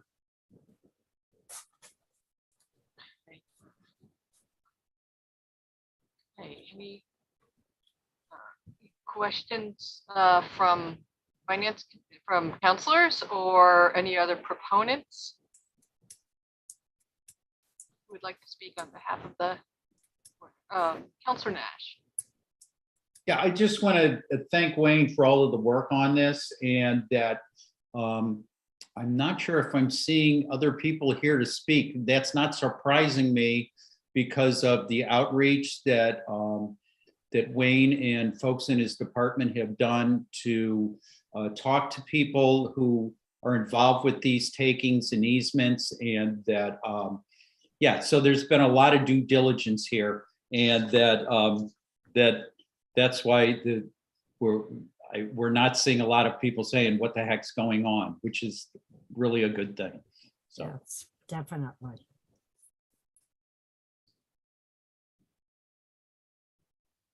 I'm not seeing, let me know if you see anyone with a hand. I don't see any. That's proponents. If there aren't any more proponents, we could ask for opponents. But I don't see any hands up. So, No, okay. I don't see any hands up. Okay, good. And I'm not missing them. All right, so are we, members have any other, or would like to entertain a recommendation or? Yes, Councilor Nash. Yeah, so so I guess this is for Wayne. So we have another item here. So we have two items that are part of the public hearing. And so the one we just discussed was 22.066 that had to do with Hawley Street, right? We just discussed Parsons. Parsons Street. Help us out here, Wayne. Yeah, so there's two things. There's the alteration of the right of way, Yeah. and that's all on Parsons Street. And Right. then there's the other order, which is the actual acquisition of easements and the takings. And that's all of those roughly 30 takings that are both permanent easements that I just went over and temporary easements. If it's useful, I can run through the plan of that as well. Would you like me to do that? I think I'm sorry. Oh, that's okay. Yes, Councilor Nash. I think I'm actually good because Director Fiden went over this before when we were talking about referring it to finance. And unless we're seeing other people showing up here, I don't think there's a reason to go through it. That's my sentiment. I know. Okay, so then we have, we had public hearings, so the financial orders, right? So we're on A then. 22066, an order authorizing acquisition of easement for alteration of public ways for MA Safe Routes to School program. You see the process note. Planning board positively recommended alteration of the portions of roadway as proposed at its regular meeting on March 24th. 2022, if the council determines that common convenience and necessity would be served by the laying out of the way, the council must make the necessary takings to acquire the easements needed for the way. 331-22, City Council approved this referral. So yeah, so any further? Yes, Councilor Moulton. Councilor Maori, I think if we're moving on to the orders for housekeeping purposes, we need to close the public hearing. Okay. You're right. Yeah, yes, thank you. I move that the public hearing be closed. And I'll second that. Okay, roll call, please. Clerk Bauer. Councilor Moulton, Yes. Councilor Nash, Yes. Councilor Maori, Yes. Councilor Labarge. Yes. Perfect. Right, so the public hearing has been closed and we're moving on to the order. So back to A, 22.066. I'd like to make a motion that we move this to council with the positive recommendation. I'll second that. Second. Okay.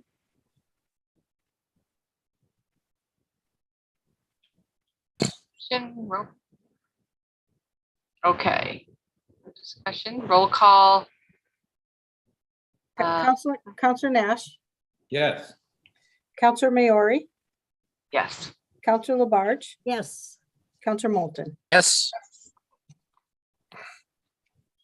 Okay, so we're recommending 22.066. Okay, on to 22.067, in order to alter the layout of portions of certain streets, Parsons Street, Union Street, Pomeroy Terrace, Holly Street, and Holyoke Street. Yeah, you can see the process note, MGL Chapter 82, Section 1. City solicitor has described this procedure. Oh yes, I'm not going to read that procedure unless someone wants me to. Oh, Okay. I move this go to the city council with a positive recommendation. second, Hey, Counselor Maori, yes. Counselor Labarge, yes. Counselor Moulton, Yes, Counselor Nash. Yes. So we're recommending that one goes with a positive recommendation, and we're just down to C 22.071 in order to approve $50,000. But yes, yeah, from short-term rental impact fees to affordable housing. That's in the wrong. At 3/31/2022, the city council approved to refer this to finance. Counselors. Yes, Counselor Nash, President. Nash. Yeah, so I know, I believe the motion to refer this to finance was made by Counselor Moulton and Counselor Jarrett. Yeah. And that I think the intent was for us to meet outside of council and to have people attend the meeting. And here we are back in the middle of our council meeting.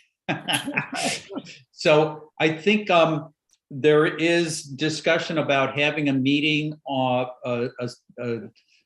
finance meeting on May 5th, prior to the council meeting, because we have another hearing having to do with, possibly to do with Winter Street. And that maybe that I think it would be up to the chair if you wanted to move that and put that on that next agenda. That's correct. Yes. But I'd like to hear from, I'm sorry. Yeah, sure. Councilor Moulton. that meeting, May 5th, I should point out, I believe is planned for prior to the full council meeting, so that it will be the same night, but not within it. And there would be opportunity for public comment, separate public comment at the finance committee that night. Is that correct? That is correct. Okay, I think that's a good referral then to put this over to May 5th. Yes, Vice Chair Labarge. Yes. All right, for May 5th, aren't we down anyways at 6 o'clock for finance? That's correct. So is that when it's going to be included, that 50,000? Yes, that would be the time that we could do that. Okay.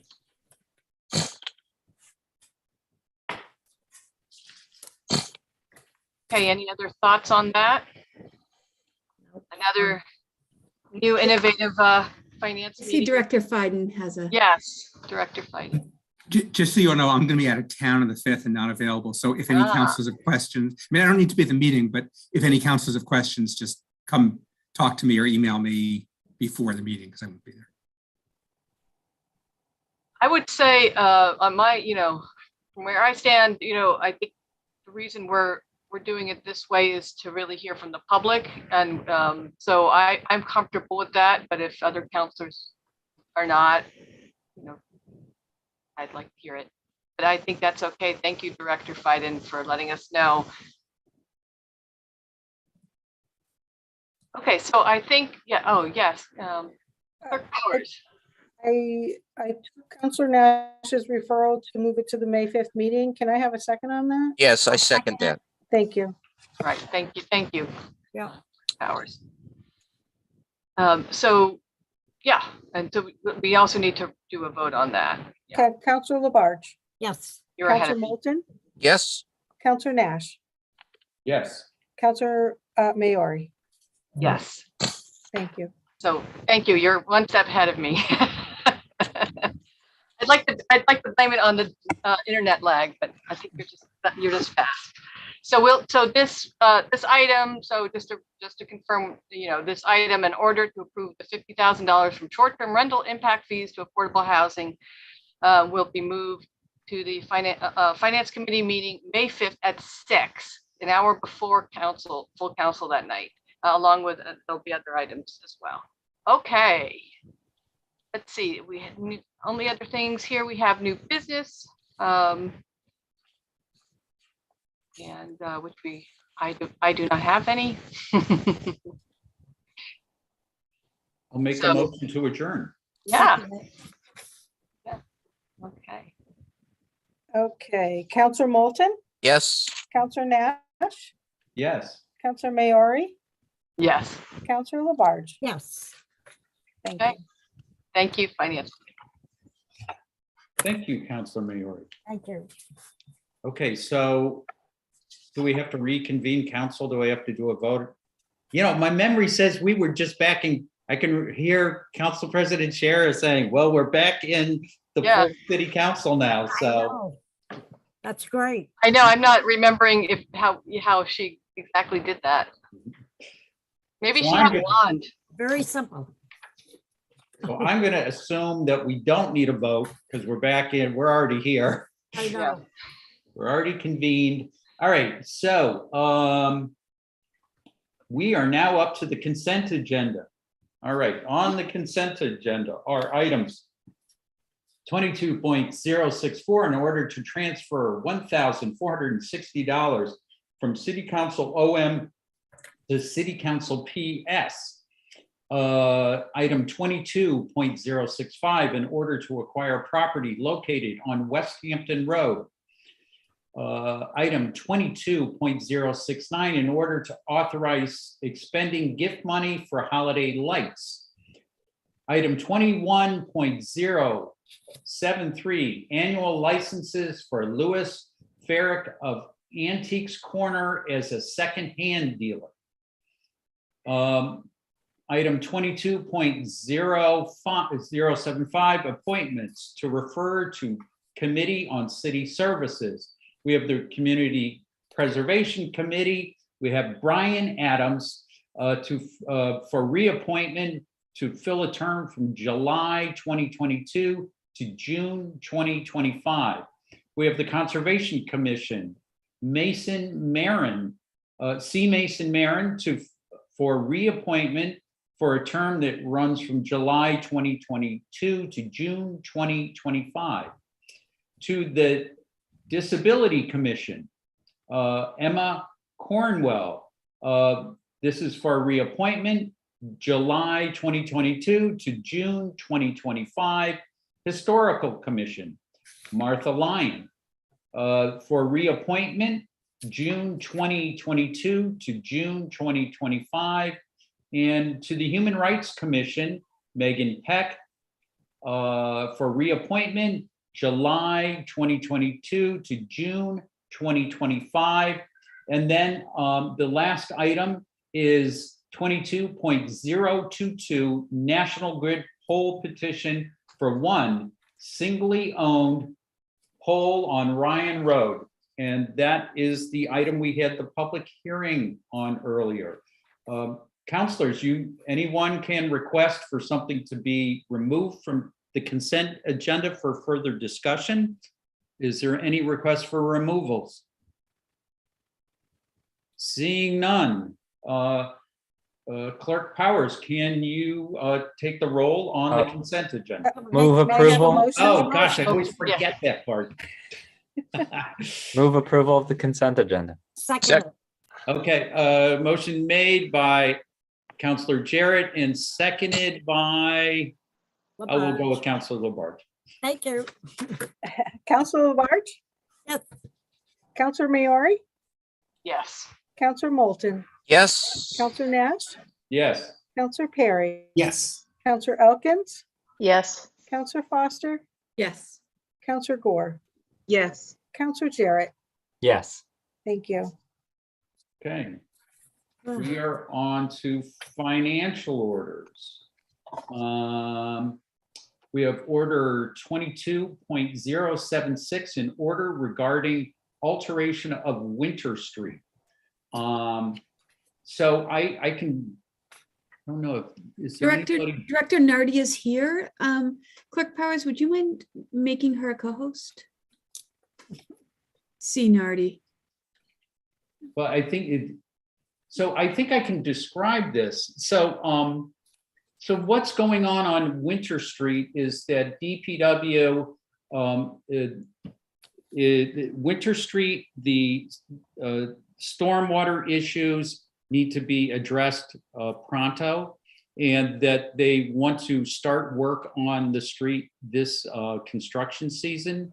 The thing that they've run into as they're laying out the public way is that there is a portion of the street at the end of the street that is belongs to parties unknown, and that the request is that that council needs to hold a public hearing for this item to lay out the street, and so that we can actually rebuild the whole street, not just, like 4/5 of it.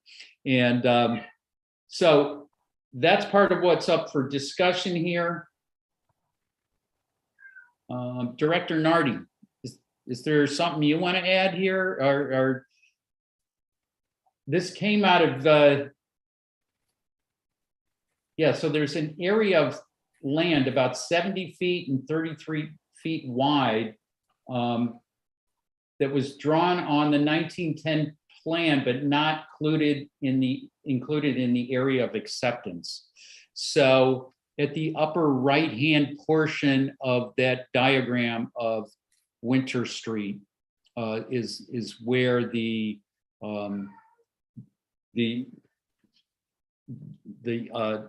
land without an owner. So I think that the appropriate step here is to refer this to the Finance Committee to hold this public hearing, and so we could rectify this issue around the taking, and then DPW can get to work on repairing Winter Street. I hope I have explained that enough, although I'm not a DPW employee. Councilor Moulton. Yes, the Winter Street is in Ward 1. I will report that I've heard from neither parties known or unknown about this. I think that's a good thing. So I will move its referral to Finance. I'll second that. Okay. So what date would that be? So On the 5th? I see May? Councilor Maori raising her hand. Go ahead. Oh, yes, I was just going to confirm that would then go to the May 5th, 6 p.m. meeting. So I believe we'll have these two items. Okay, fine. We'll see what else, but yeah. Thank you. Yeah. Yeah, I would like to add that we usually like to post our public hearings at the start of the meeting, but since we hadn't referred it yet, I wasn't quite comfortable putting an announcement at the start of the meeting. But I think we can announce it now that we intend to have a public hearing on May 5th at 6 o'clock around this particular item. And I'll be working with Clerk Powers to get the posting done and whatever else is entailed with setting up that public hearing. Okay, so we have a motion on the floor to refer this to Finance. Any more discussion? Seeing none. Pam, roll call, please. Counselor Maori, Yes. Counselor Moulton, Yes. Counselor Nash, Yes. Counselor Perry, Yes. Counselor Elkins, Yes. Counselor Foster, Yes. Counselor Gore, Yes. Counselor Jarrett, Yes. Counselor Labarge. Yes. Okay, that has been referred to Finance Committee. Next up, 22.077, in order to appropriate funds to support the Central Services Roundhouse Parking Lot Project. Director Nardi is here, and you want to give it a shot. You just came over from the school committee meeting, right? I did. Yeah, you're like in multiple meetings. Okay, you're switching channels on TV too. That's right. That's right. Thank you very much for having me this evening.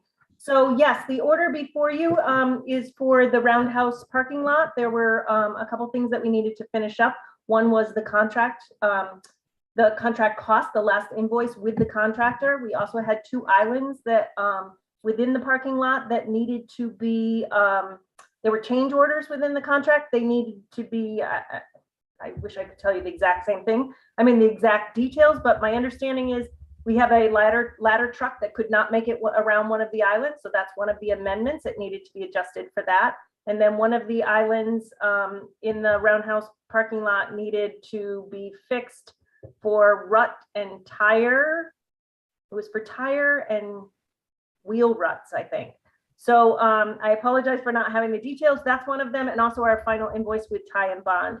So the amount that we're asking for this evening is a total of $26,755.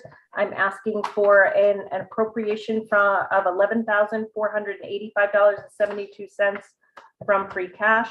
And then we would like to reprogram $15,269.28 from the Academy of Music restroom facilities project, which has been completed. Okay. Thank you, Director. Any questions, counselors?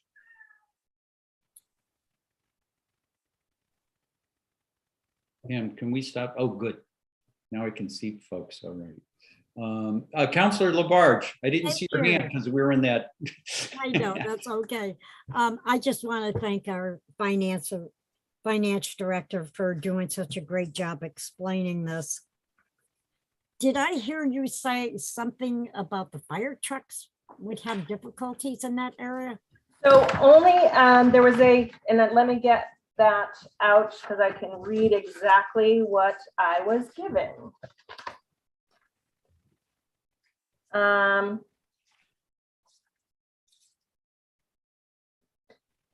There is 2 additional change orders to redo 2 parking lot islands in order to provide a turnaround for the city fire ladder truck on one island and prevent tire mud ruts on the second island. So I don't think, I just think when they designed it, there was not thought put into the ladder truck being able to turn around. And I think that's what they're adjusting to make sure that can happen. Yeah, because that's important. Yes, I agree. Thank you. Okay. Okay, any other questions, Counselor, for this item on first reading, this financial order? Okay, hearing nothing, I'll entertain either to send this to the consent agenda, or it's a financial order. Do we want to send it to finance? I make a motion to send it to the consent agenda. Second. Okay, motion made by Counselor Labarge, seconded by Counselor Moulton. Any discussion on sending this to the consent agenda? Hearing none. Pam, roll call, please. Counselor Moulton, Yes. Counselor Nash, Yes. Counselor Perry, Yes. Counselor Elkins, Yes. Counselor Foster, Yes. Counselor Gore, Yes. Counselor Jarrett, Yes. Counselor Labarge, Yes. Counselor Maori. Yes. Thank you. Okay, that has been referred to the consent agenda. Next up is, let's see, I have a hard copy and then I have the virtual copy. Let's see. All right, 22.078, in order to authorize expenditure of funds from fire department gift account. This is in first reading, and order that Northampton City Council, in accordance with Massachusetts General Law, Chapter 44, Section 53A, grants and gifts, acceptance and expenditure, authorizes the expenditure of $500 from Fund 2539 Fire Department Equipment Gift Account for outfitting the 2 stations with new kitchen essentials. Director Nardi. Yes, thank you. So I mentioned at your last meeting that we have been looking at inactive funds and making sure that those funds don't just sit, especially when they were intended for use. One of these is a gift fund that I notified Chief Davin about, that there was $500 that had been sitting in this account for several years. So he asked his crew members and what they needed, and they all agreed that the utensils and pots and pans and appliances that they have in their kitchens have all been hand-me-downs. People have brought them in from home, and they would like to use this gift for the purpose of updating all of those items. Thank you. Councilor Maori. Yeah, I remember that from our tour, that they were really into cooking, and boy, did that smell good, whatever they were cooking. So they do have that, they do have an active kitchen there. So that makes sense to me. Okay, so we can send this to finance or send it to the consent agenda. I would like to make a motion to send this to the consent agenda. Second. Motion made by Councilor Labarge. And I heard Councilor Moulton, but I think I saw Councilor Perry saying he wanted to second that. Did I read that right? That was me, but it doesn't matter. No, let's go. Let's go. We're going to spread it around. All right. Seconded by Councilor Perry. All right. And any more discussion on sending this to the consent agenda? Hearing none. Pam, roll call, please. Counselor Nash, Yes. Counselor Perry, Yes. Counselor Elkins, Yes. Counselor Foster, Yes. Counselor Gore, Yes. Counselor Jarrett, Yes. Counselor Labarge, Yes. Counselor Maori, Yes. Counselor Moulton. Yes. Okay, that has been referred to the consent agenda. Next up is item 22.079, in order to appropriate funds for the purpose of enhancing fire prevention services. This is also in first reading. Ordered that $3,070 be appropriated from the receipts reserved for appropriation, chapter 148A code enforcement account, for the purposes of paying for the National Fire Protection Association, the NFPA subscription, buying equipment for the prevention officer, and sending the fire department prevention officers to training. Director Nardi, do you? Yes, so this is again one of the inactive accounts that the auditors identified. Back in, well, this last was used in FY12.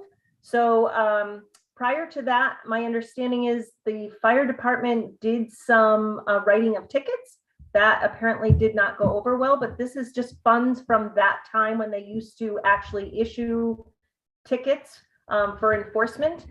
This money has been sitting, like I said, since FY12, so fiscal year 12. And I have reached out to Chief Davin, and again, the purposes of this fund is it can be spent on enforcement and training of the fire prevention officers. So therefore, he has identified some equipment, which includes iPads, an iPad for the fire protection officer, including a Wi-Fi, with protective case and extra chargers, an iPad mount in the fire prevention vehicle, and fire prevention conference for 2 of his officers. Okay, this Councilor order is on first reading. I wanted to ask her. Sure, go ahead. Yeah. You have the floor, Councilor Labarge. Thank you. On this account at the 3,070, and I just heard you say what was needed to go ahead and expedite this account. Now, will they continuously put money into this account? Once that's it, it's gone. Right, so this money was actually collected prior to fiscal 2012. And then there will be no more money. Once this money is spent, that account will be closed out. Thank you. Okay, we have 2 places to send this. Any suggestions? I would like to make a motion to place this on the consent agenda. Second.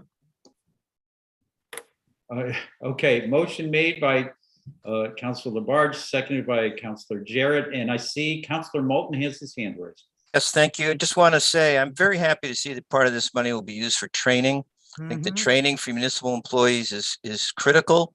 It gives them an opportunity not just to stay up to date with best practices, but also to meet and talk with their counterparts from elsewhere. So very happy about that.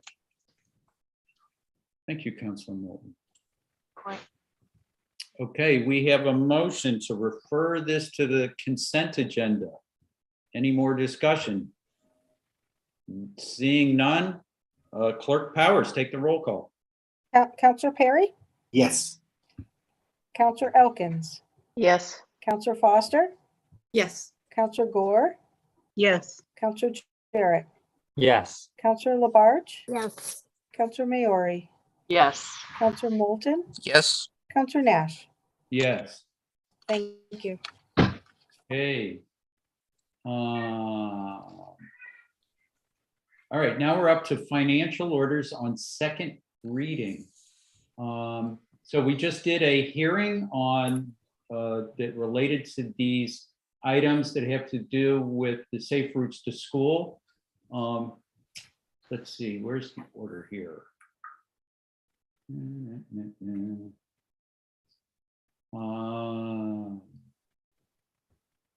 An order authorizing acquisition of certain temporary and permanent easements for the alteration of certain public ways in accordance with Massachusetts Safe Routes to School program. I am reading the right one, aren't I? Yeah, okay, great. I don't want us voting on the wrong stuff here. That I'll just read a little bit of this here.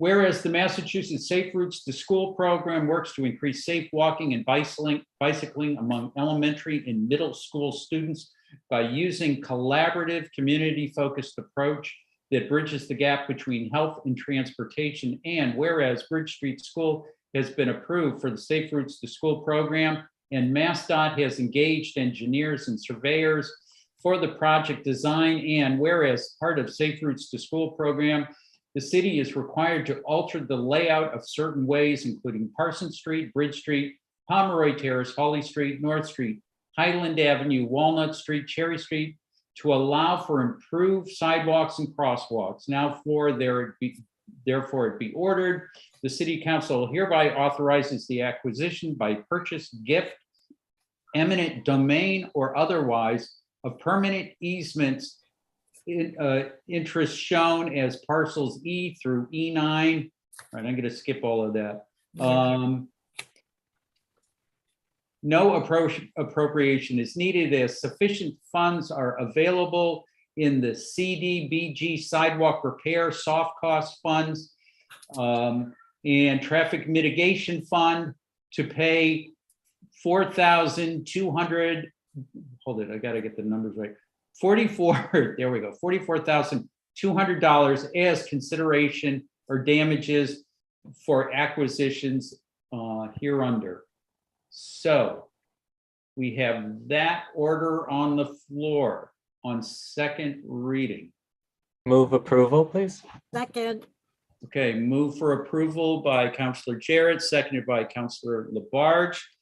Any discussion? Seeing none, so I just want to say that, that the Ward 3 Neighborhood Association, the Bridge Street PTO, the myself, the former Ward 4 city councilor, who's now the mayor, there's been a whole bunch of folks that have been collaborating to get us to this point.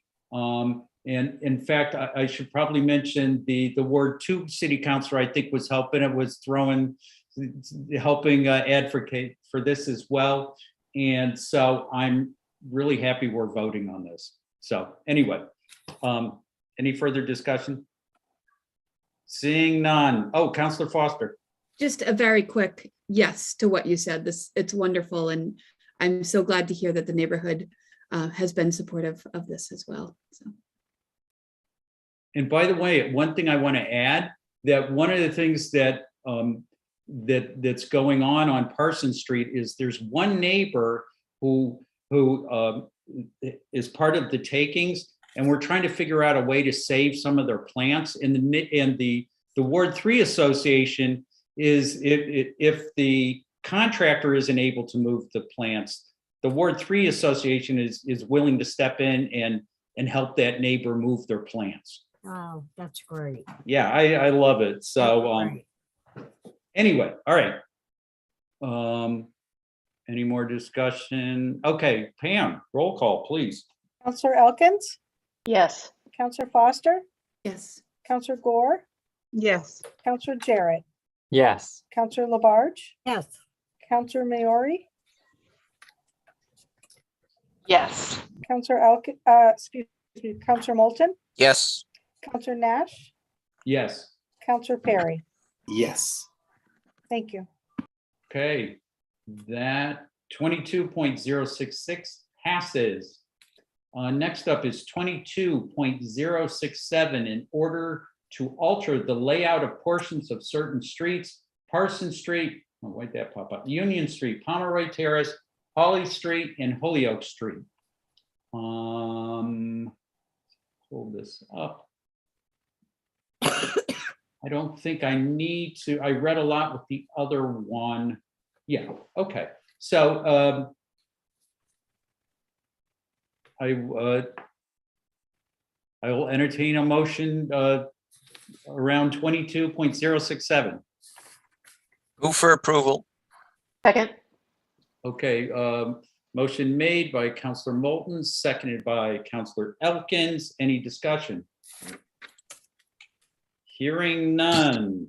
Roll call, please, Pam. Counselor Foster, Yes. Counselor Gore, Yes. Counselor Jarrett, Yes. Counselor Labarge, Yes. Counselor Maori, Yes. Counselor Moulton, Yes. Counselor Nash, Yes. Counselor Perry, Yes. Counselor Elkins. Yes. Thank you. Okay, next up is 22.071. I think this is still at finance. Yes. So we are going to just keep on rolling along here. We've already dealt with the ranked choice voting. That's been referred. This brings us up to ordinances. And we have a very large number of ordinances here relative to form-based code. Second reading. It's in second reading, and I'm wondering if there's some, oh, Carolyn is here. Good.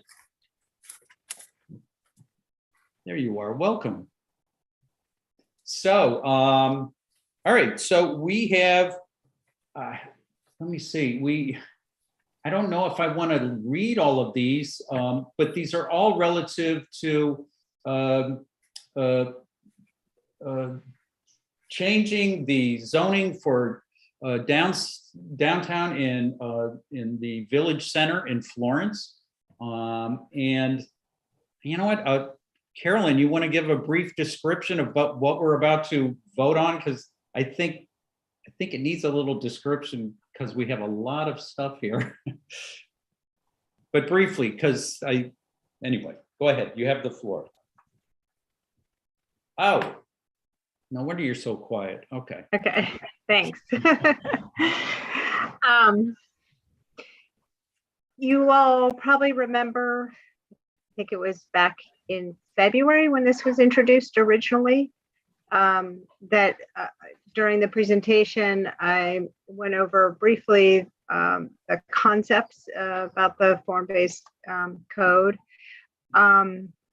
And so just to refresh your memory, this has gone through the public hearing process to planning board, joint hearing with planning board and legislative matters committee, and then a second discussion with legislative matters. But the overview of the form-based code and this whole package that is somewhat administrative for most of the ordinances, and then the bulk of the changes are a rather large document, about 100 pages, that deals with sort of a merger of design and use regulations for Florence Center and downtown Northampton. And for downtown Northampton, it's really pulling out what we've had for over 20 years in terms of design review by the Central Business Architecture Committee, and massaging it and merging it into a zoning context. And the idea behind it is really we've been talking about this for a long time as trying to address some goals in the Sustainable Northampton and Resilience and Regeneration Plan.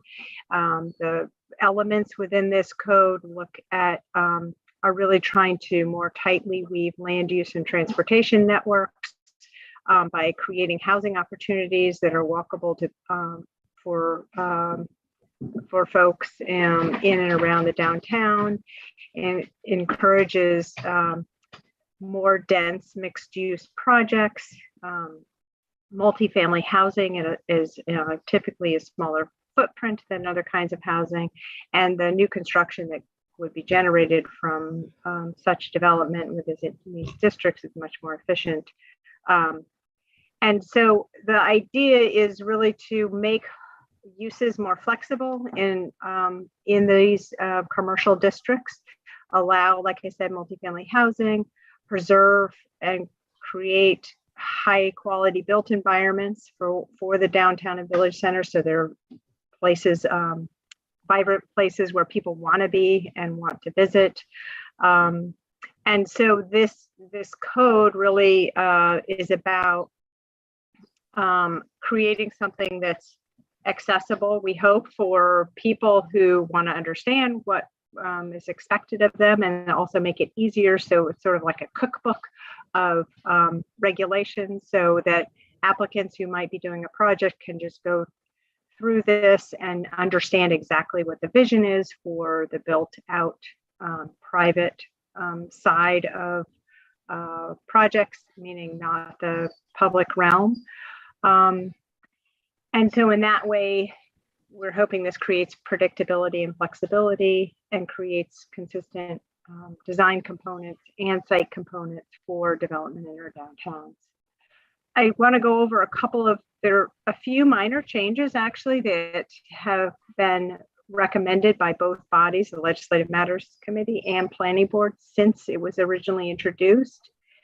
And so I don't know if it makes sense for me to go over those now, or if you have questions in particular about the code. We will follow your lead here. Okay. I mean, these all have come to us tonight with positive recommendations from both the Planning Board and from Legislative Matters. So, but yes, if you could review those changes. Yeah, and I believe you had them in your packet for tonight, but just to clarify that, these changes, there were a couple of the changes were really minor editing errors that we didn't catch the first time around. So we removed the word site because site plan approval is not intended to be required for the creation of ground floor residential in either the Central Business Side Street District or the Florence Village General District. We've added some language that allows a little bit more flexibility in creating lower heights than the minimum height required in Florence, downtown Florence, for both those sub-districts. And then we also needed to add a reference to these new zoning districts within the site plan approval section that relates to traffic mitigation. And so that's ordinance 22.054. There's an edit there. And then, so that's the extent of the changes out of all these documents. And I just want to sort of wrap up by saying, Florence Center, again, we're taking essentially 3 commercial districts and creating 2 commercial districts and renaming them and restructuring them in Florence Center. And then for downtown, we're taking 4 different commercial districts that sort of make up the whole geography of downtown Northampton and creating 3 types of central business districts to sort of reflect the different characteristics of each of those geographic areas within the sort of broader context of downtown.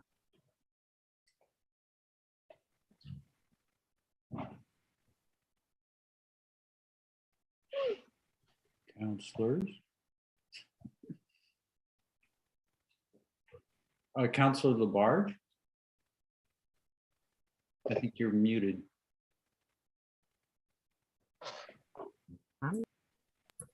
Counselor Labarge, you Yes, have the floor. Counselor Elkins, I'm pretty sure she's had her hand up for a bit. Oh, I'm sorry. Have you? I didn't, I do have, I do have comments about this, but I didn't have my hand up at that precise time, but. Yes, you did. Oh, okay. I didn't think I think I was scratching my forehead or something, but I actually do have remarks, or I don't have any questions, so I don't know. I guess I would save it for if anybody has any questions. Save my thoughts until after anybody has any questions. That's what I'm trying to say.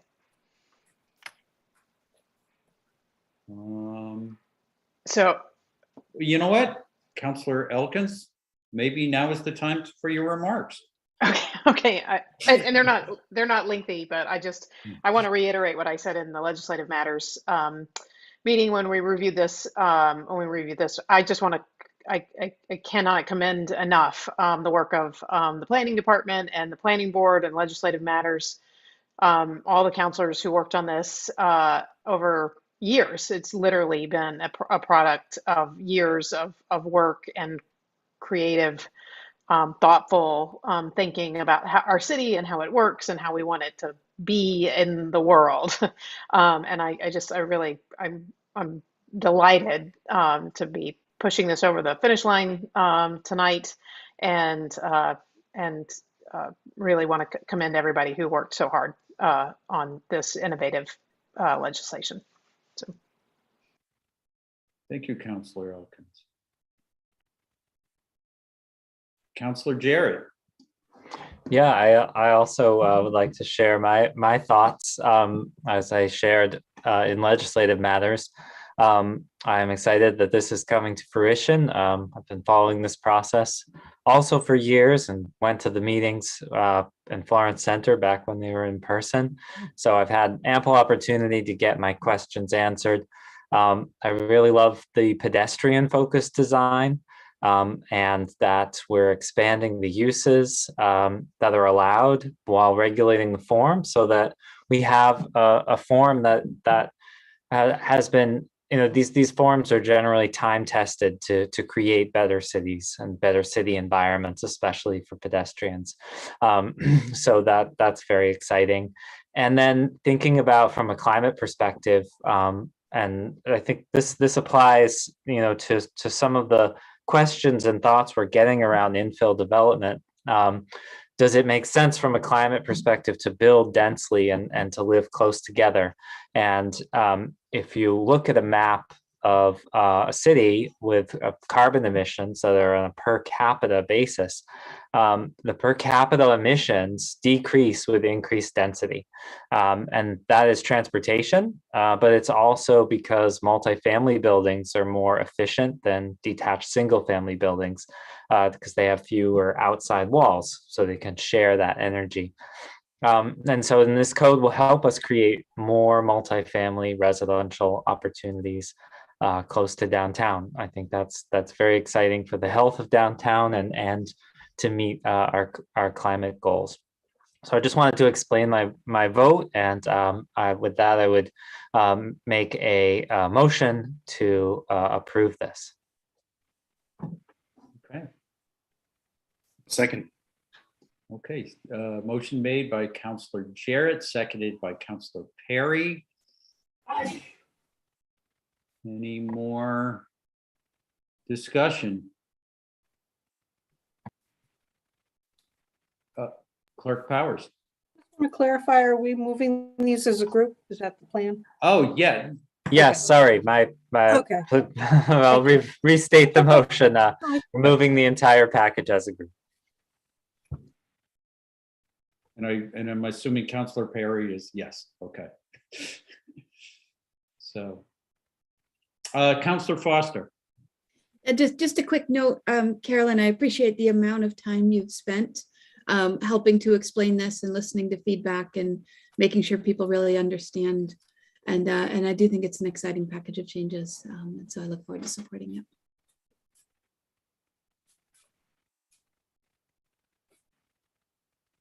Okay. I actually want to add,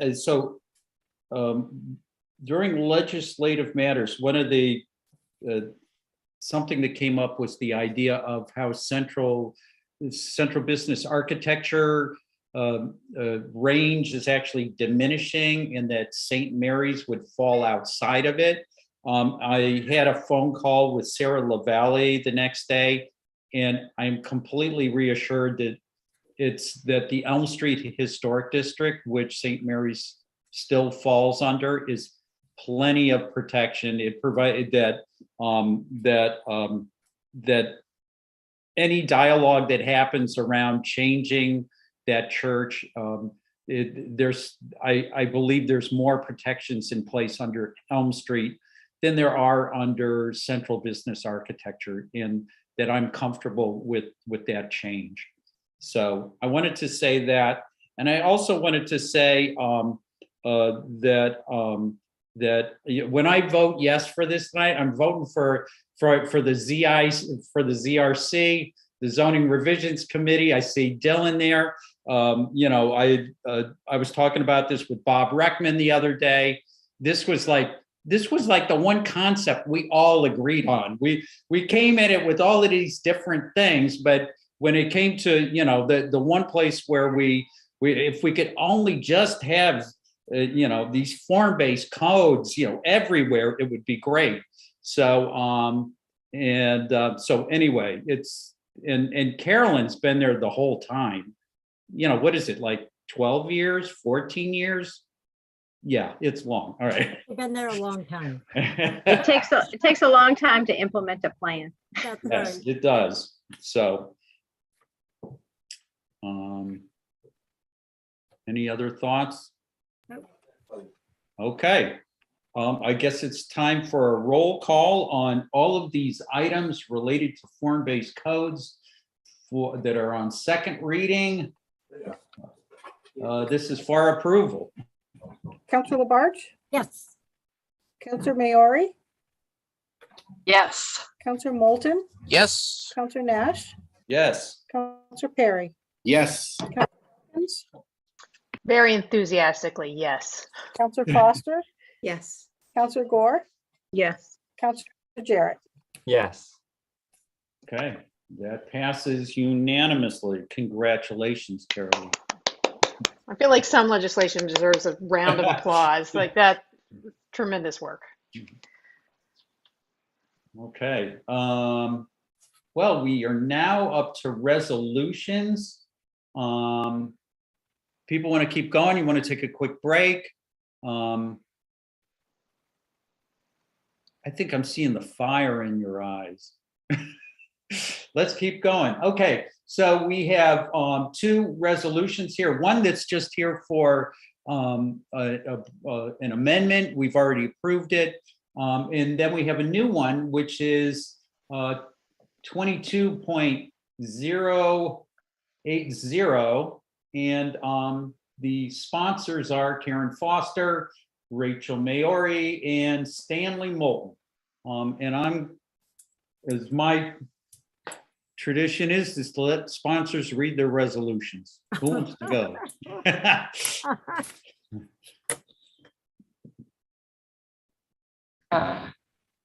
What do you think, sponsors? Shall I read, or I'm happy to? Oh. All right, Get me focused. Okay.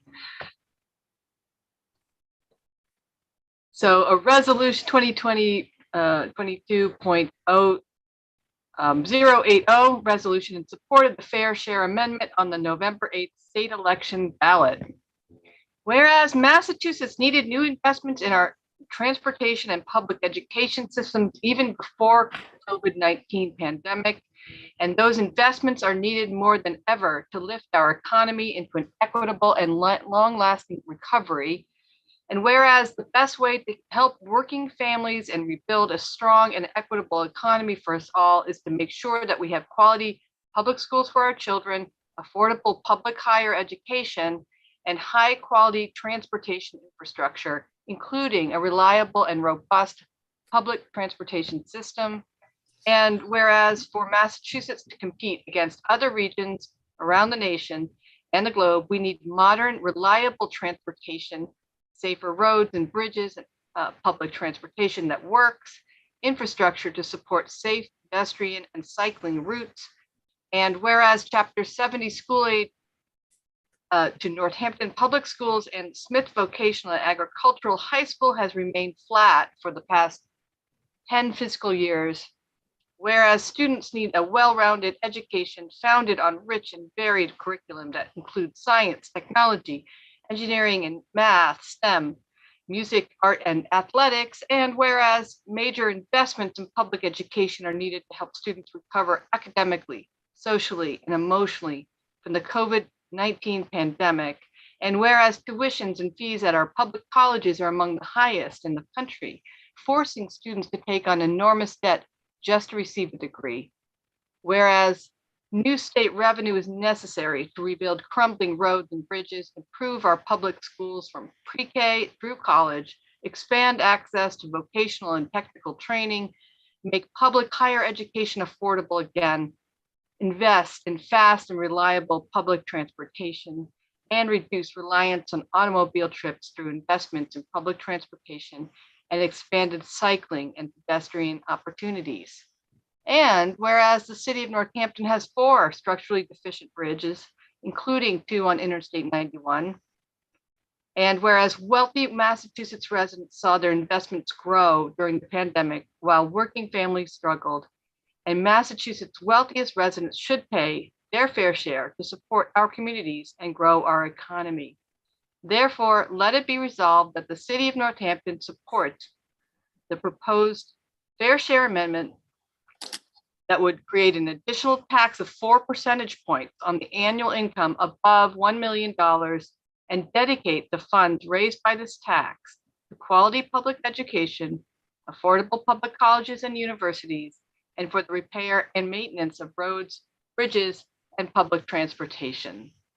Therefore, it be further resolved that the administrative assistant of the city council shall send a copy of this resolution to Governor Charles Baker, Attorney General Maura Healey, State Senator Joe Comerford, State Representative Lindsay Salvadosa, and Senate President Karen Spilka, and the House Speaker Ronald Mariano.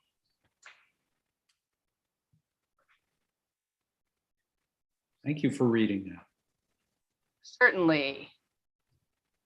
So, yeah, I guess I'll just go ahead unless my Go right ahead, sponsors. Councilman. Okay. Yeah, thanks to my co-sponsors. I've been, this has been brewing for a long time, and it's, it's just really gratifying to see it gaining steam. This is slated to bring in, if passed, $2 billion a year for our roads, our public education, and more. That's excellent. I mean, we have an $8 billion transportation funding gap over the next 10 years.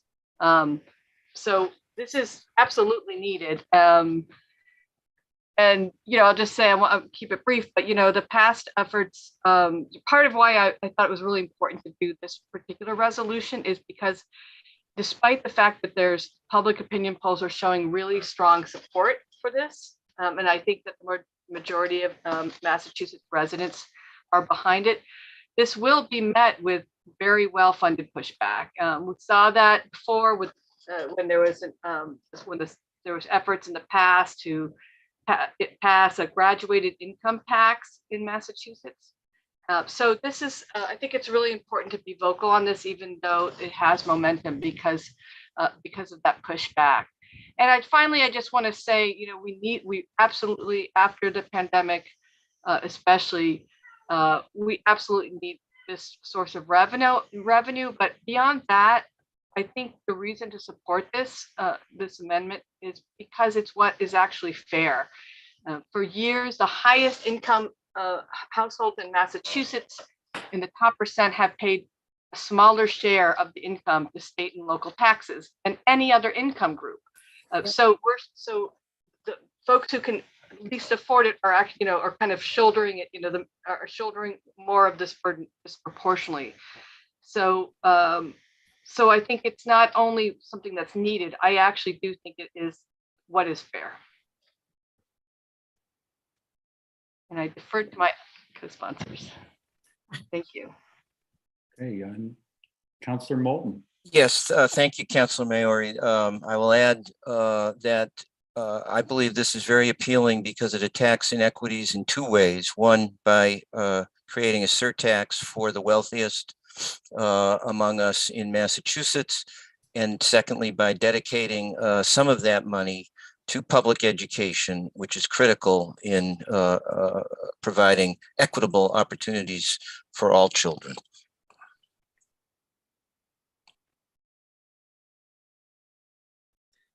Councillor Foster. I'll just chime in and add that, the school committee is meeting tonight to discuss the budget. And this is something that councilors, I'm sure you've received emails, as I have, that our community is watching. And I think as a community, we recognize the burden that's been placed on our schools, how much our teachers and ESPs have stepped up over the last couple of years. And students have returned to school with academic gaps, with mental health needs, and our teachers and ESPs are working to fill those gaps. And yet, with the Chapter 70 aid remaining basically flat, it means that the schools are trying to do more with less and less resources, which means that our teachers and ESPs are continuing to do more with less resources, and it's inequitable. And Councilor Maori, I appreciate your point that this is what's fair, that we have infrastructure with tremendous needs in transportation and in education. And it pains me as a state to see that, we've allowed, at the state level, it's been allowed for cities and towns not to have the resources that they need to provide schooling for the children and to maintain critical infrastructure. And I really hope that we as a state are able to pass this ballot question and to start to address some of this. So, I'm glad to be a co-sponsor of this resolution. Councillor Labarge, then Councillor Jarrett. I'm going to support this resolution. It's fair, and I think any income over $1 million, to be honest with you, with an additional tax of 4 percentage points, I would like to see it higher, but that's not going to happen right now. But I do agree with this resolution. So we're in dire need of it. And when you make a good income over $1 million, it's not going to hurt them. It's not going to hurt them because they do, if not, they do write-offs. They know how to work around it. So I'm proud of this. Thank you. Thank you, Councillor Labarge. Councillor Jarrett. Thank you. Yeah, I'm very excited about this amendment. I'm really glad that it dedicates the funding to these particular categories that are in such need. I would second the need for more school funding that other councilors spoke to. And also just want to speak to the need for expanded public transportation, and that would bring not only a climate benefit, but also equity in transportation to make sure that everyone can get around regardless of how much money that they have. And just to note that, when this is passed, we will still need to advocate within these categories to make sure these funds are spent equitably and that those who have been harmed the most by past policies get the benefit. Thank you. Thank you, Councillor Jarrett.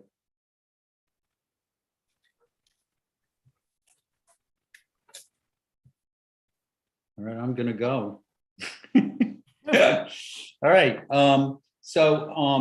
First, I just want to say I wish I was trying to find my graph provided to me by former Finance Director Wright that just shows you what percentage of our annual city budget used to be covered just 20 years ago by the state. It was roughly 27% of our annual revenues came from the state.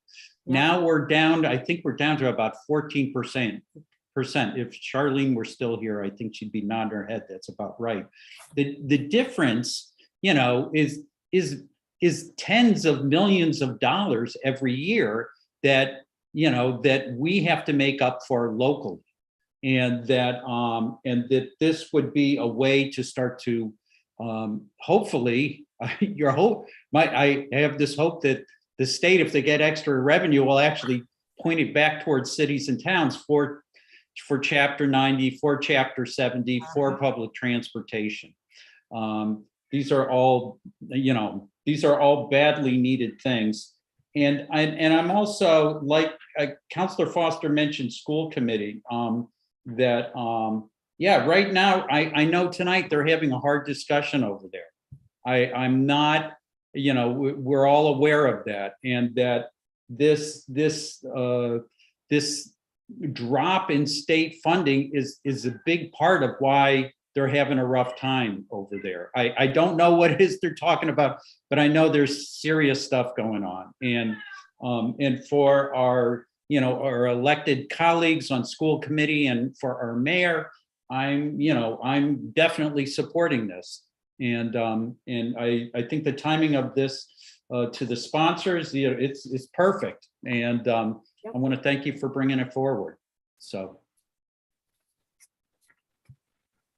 All right, anybody else want a last bite? Okay, so this is on first reading, right? Yep.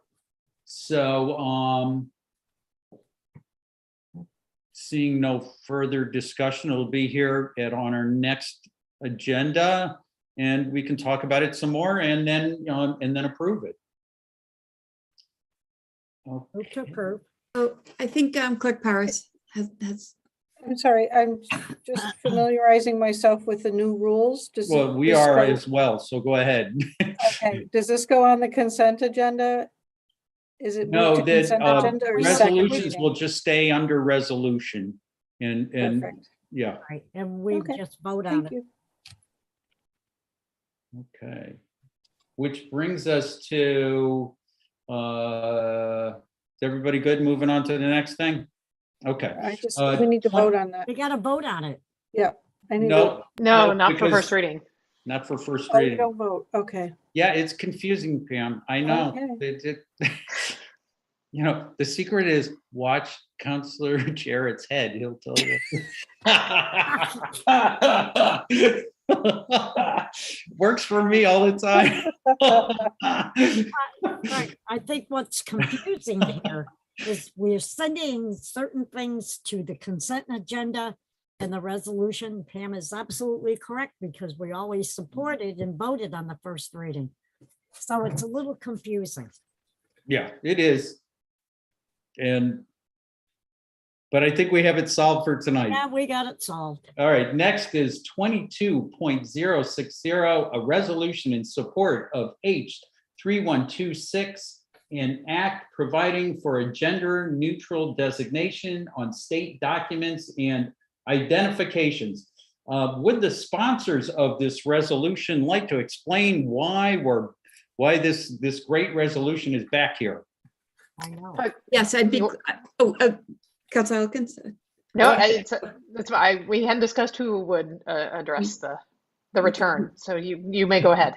Okay. I was also on a little bit of a phone a friend with Director Nardi getting the exact numbers on Chapter 70 school aid. So I may be able to offer that before the end of our meeting. This resolution is back on our agenda because when we brought the resolution for gender neutral identification and designation on state identification forward, it needed to pass the House.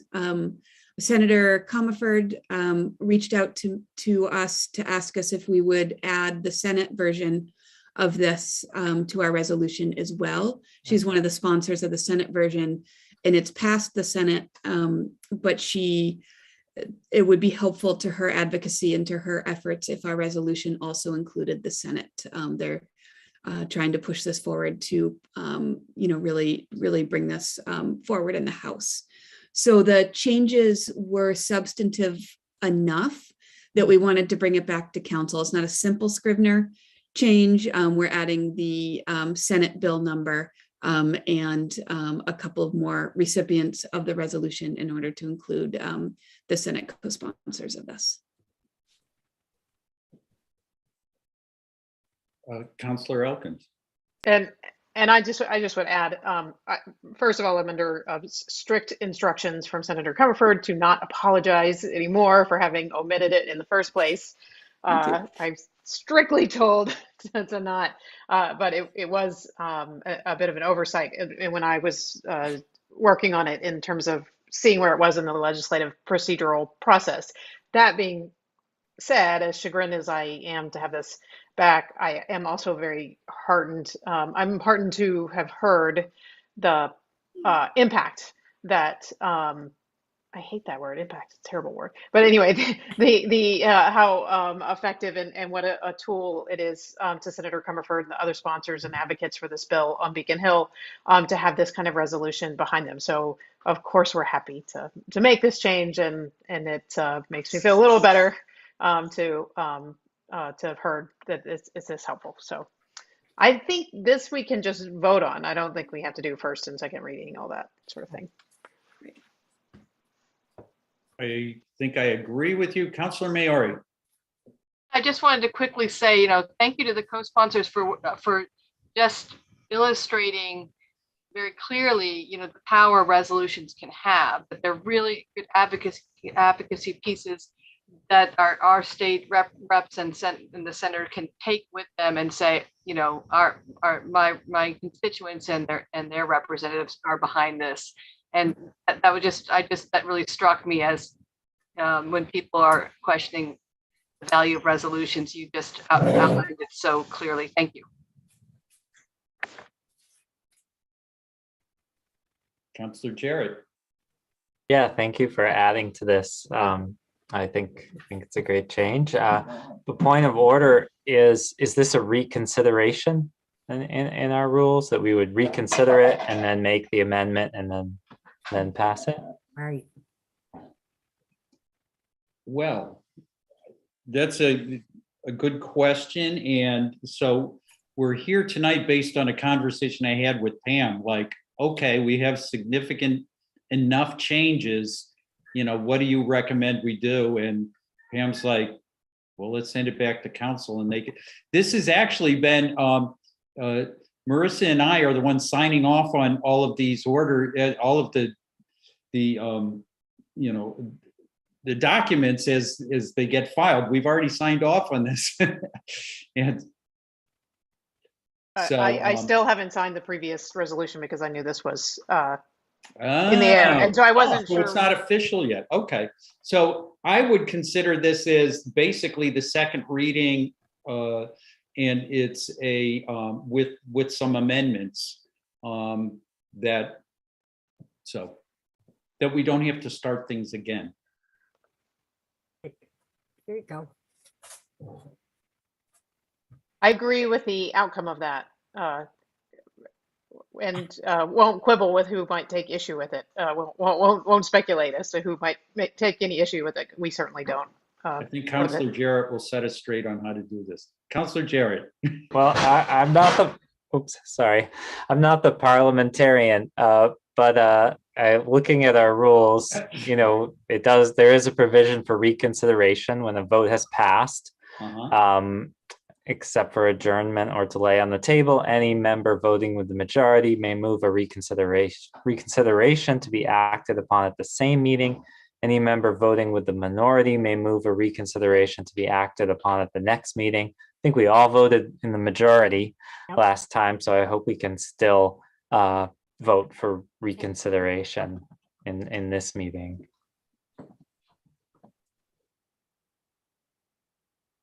Okay, so how's that rule work? What are we doing? I think someone needs to move to reconsider. Okay, Have that be seconded, then it's back with us, and then we would make the amendment, move the amended version, and vote on that. So I would move to reconsider the resolution as proposed. Second it. motion made by Counselor to reconsider, made by Counselor Elkins, seconded by Counselor Labarge. Any discussion on reconsideration? Seeing none, roll call, Pam? Counselor Nash, Yes. Counselor Perry, Yes. Counselor Elkins, Yes. Counselor Foster, Yes. Counselor Gore, Yes. Counselor Jarrett, Yes. Counselor Labarge, Yes. Counselor Maori, Yes. Counselor Moulton. Yes. Thank you. And so I guess I would immediately move to adopt the resolution as amended. Second. Okay, motion made by Counselor Elkins, seconded by Counselor Foster to approve this as amended. Any discussion? That's my cat. Seeing none, roll call, please, Pam. Counselor Perry, Yes. Counselor Elkins, Yes. Counselor Foster, Yes. Counselor Gore, Yes. Counselor Jarrett, Yes. Counselor Labarge, Yes. Counselor Maori, Yes. Counselor Moulton, Yes. Counselor Nash. Yes. Okay, that resolution is approved after reconsideration and with amendments. Okay. Next on the agenda, I think there's. Counselor Nash, Yes. before we move on, just real quick, the number I was looking Oh, for yeah, our please, yeah. previous resolution discussion, I thought I'd remember it because it was so shocking, but I didn't want to say it without confirming. Our change in state education aid from FY22 to FY23 is going to be $995 or 0.01% of an increase, which if anybody's been following the news about inflation and the rising costs of everything, that's what that's what we're facing next year. Thank you. Yep. Yeah, thank you. Yes, $900. So, okay. Where are we at? We are down to, we don't have any information requests, no new business, is there any new business? Seeing none, we're up to number 17. I'll entertain a motion to adjourn. Move to adjourn. Second. Okay, motion made by Counselor Labarge, seconded by Counselor Moulton. There's no discussion on adjourning. Roll call, Pam. Counselor Elkins, Yes. Counselor Foster, Yes. Counselor Gore, Yes. Counselor Jarrett, Yes. Counselor Labarge, Yes. Counselor Moulton, Yes. Counselor Maori, sorry, I skipped you. Hey, yes. Counselor Nash, Yes. Counselor Perry. Yes. Thank you. Yay. Okay. Thank you, Clerk We are Powers. adjourned. Yes, Nice job, thank you. everybody. Man. We got Hey, it.